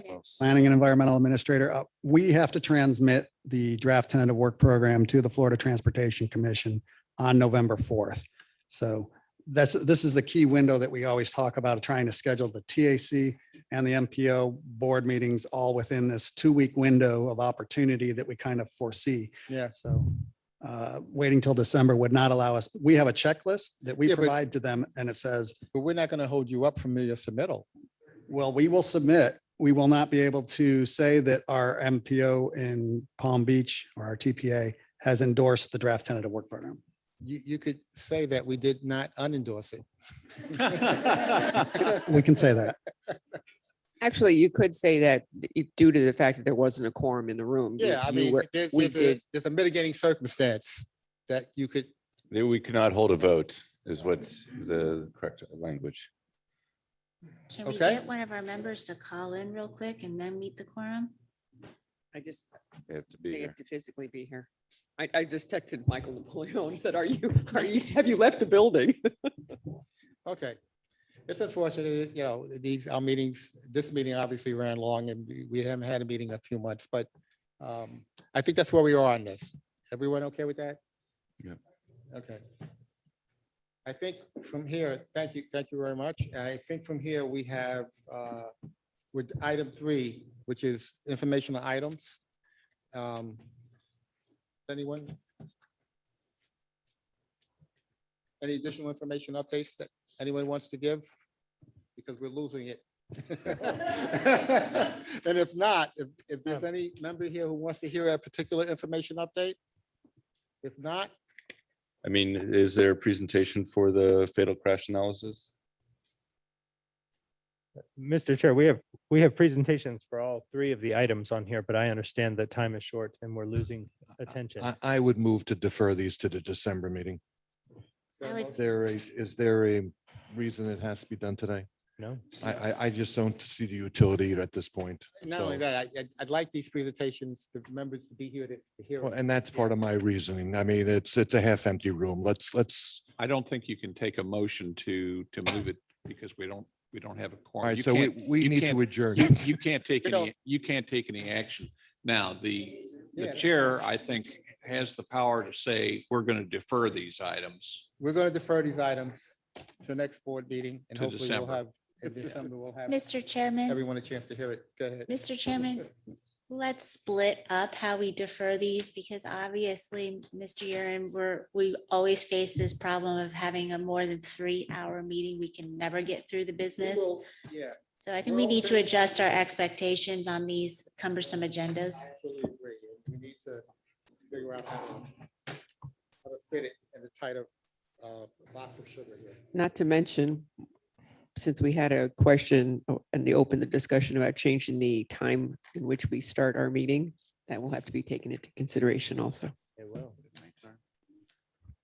Any other comments, questions? If I may chime in. Yes. You're up. Yes, sir. Excellent. So it was brought up today. I think it's been, we've seen what happens when the meetings go a little long. We're not able to get through and unfortunately people have other responsibilities. People like myself who hold office, but also have a regular job to attend to. So I don't know exactly when we start exploring what timeframes are best for everyone. But it would be more convenient for me if these meetings were in the afternoons, and if it runs late, I'm on my own time and I don't have to get back to work or clients or whatever it may be. So I guess when we're exploring, I think we got to keep that in mind, that there are certain portion of the body and this board that also has responsibilities in their regular job duties. What time in the afternoon are you suggesting? I'm not suggesting anything. Obviously, we don't even have enough people to vote, but I think we We're need not going to vote today. explore- We're just getting Yeah, input. to think I'm about. saying if we start this at 2 or 3 in the afternoon and it bleeds over into the afternoon, then, we have a little flexibility to stay on our own, but, some people may have, but then again, then some people here are parents and have to go pick up their kids. So it's hard. It's a hard compromise here. Okay. Thank you for your input on that. Thank you. Anything else? If not, we're adjourned finally today. Thank you all. When is it that county redoes their chair and vice chair? or Yes, mayor you and vice did.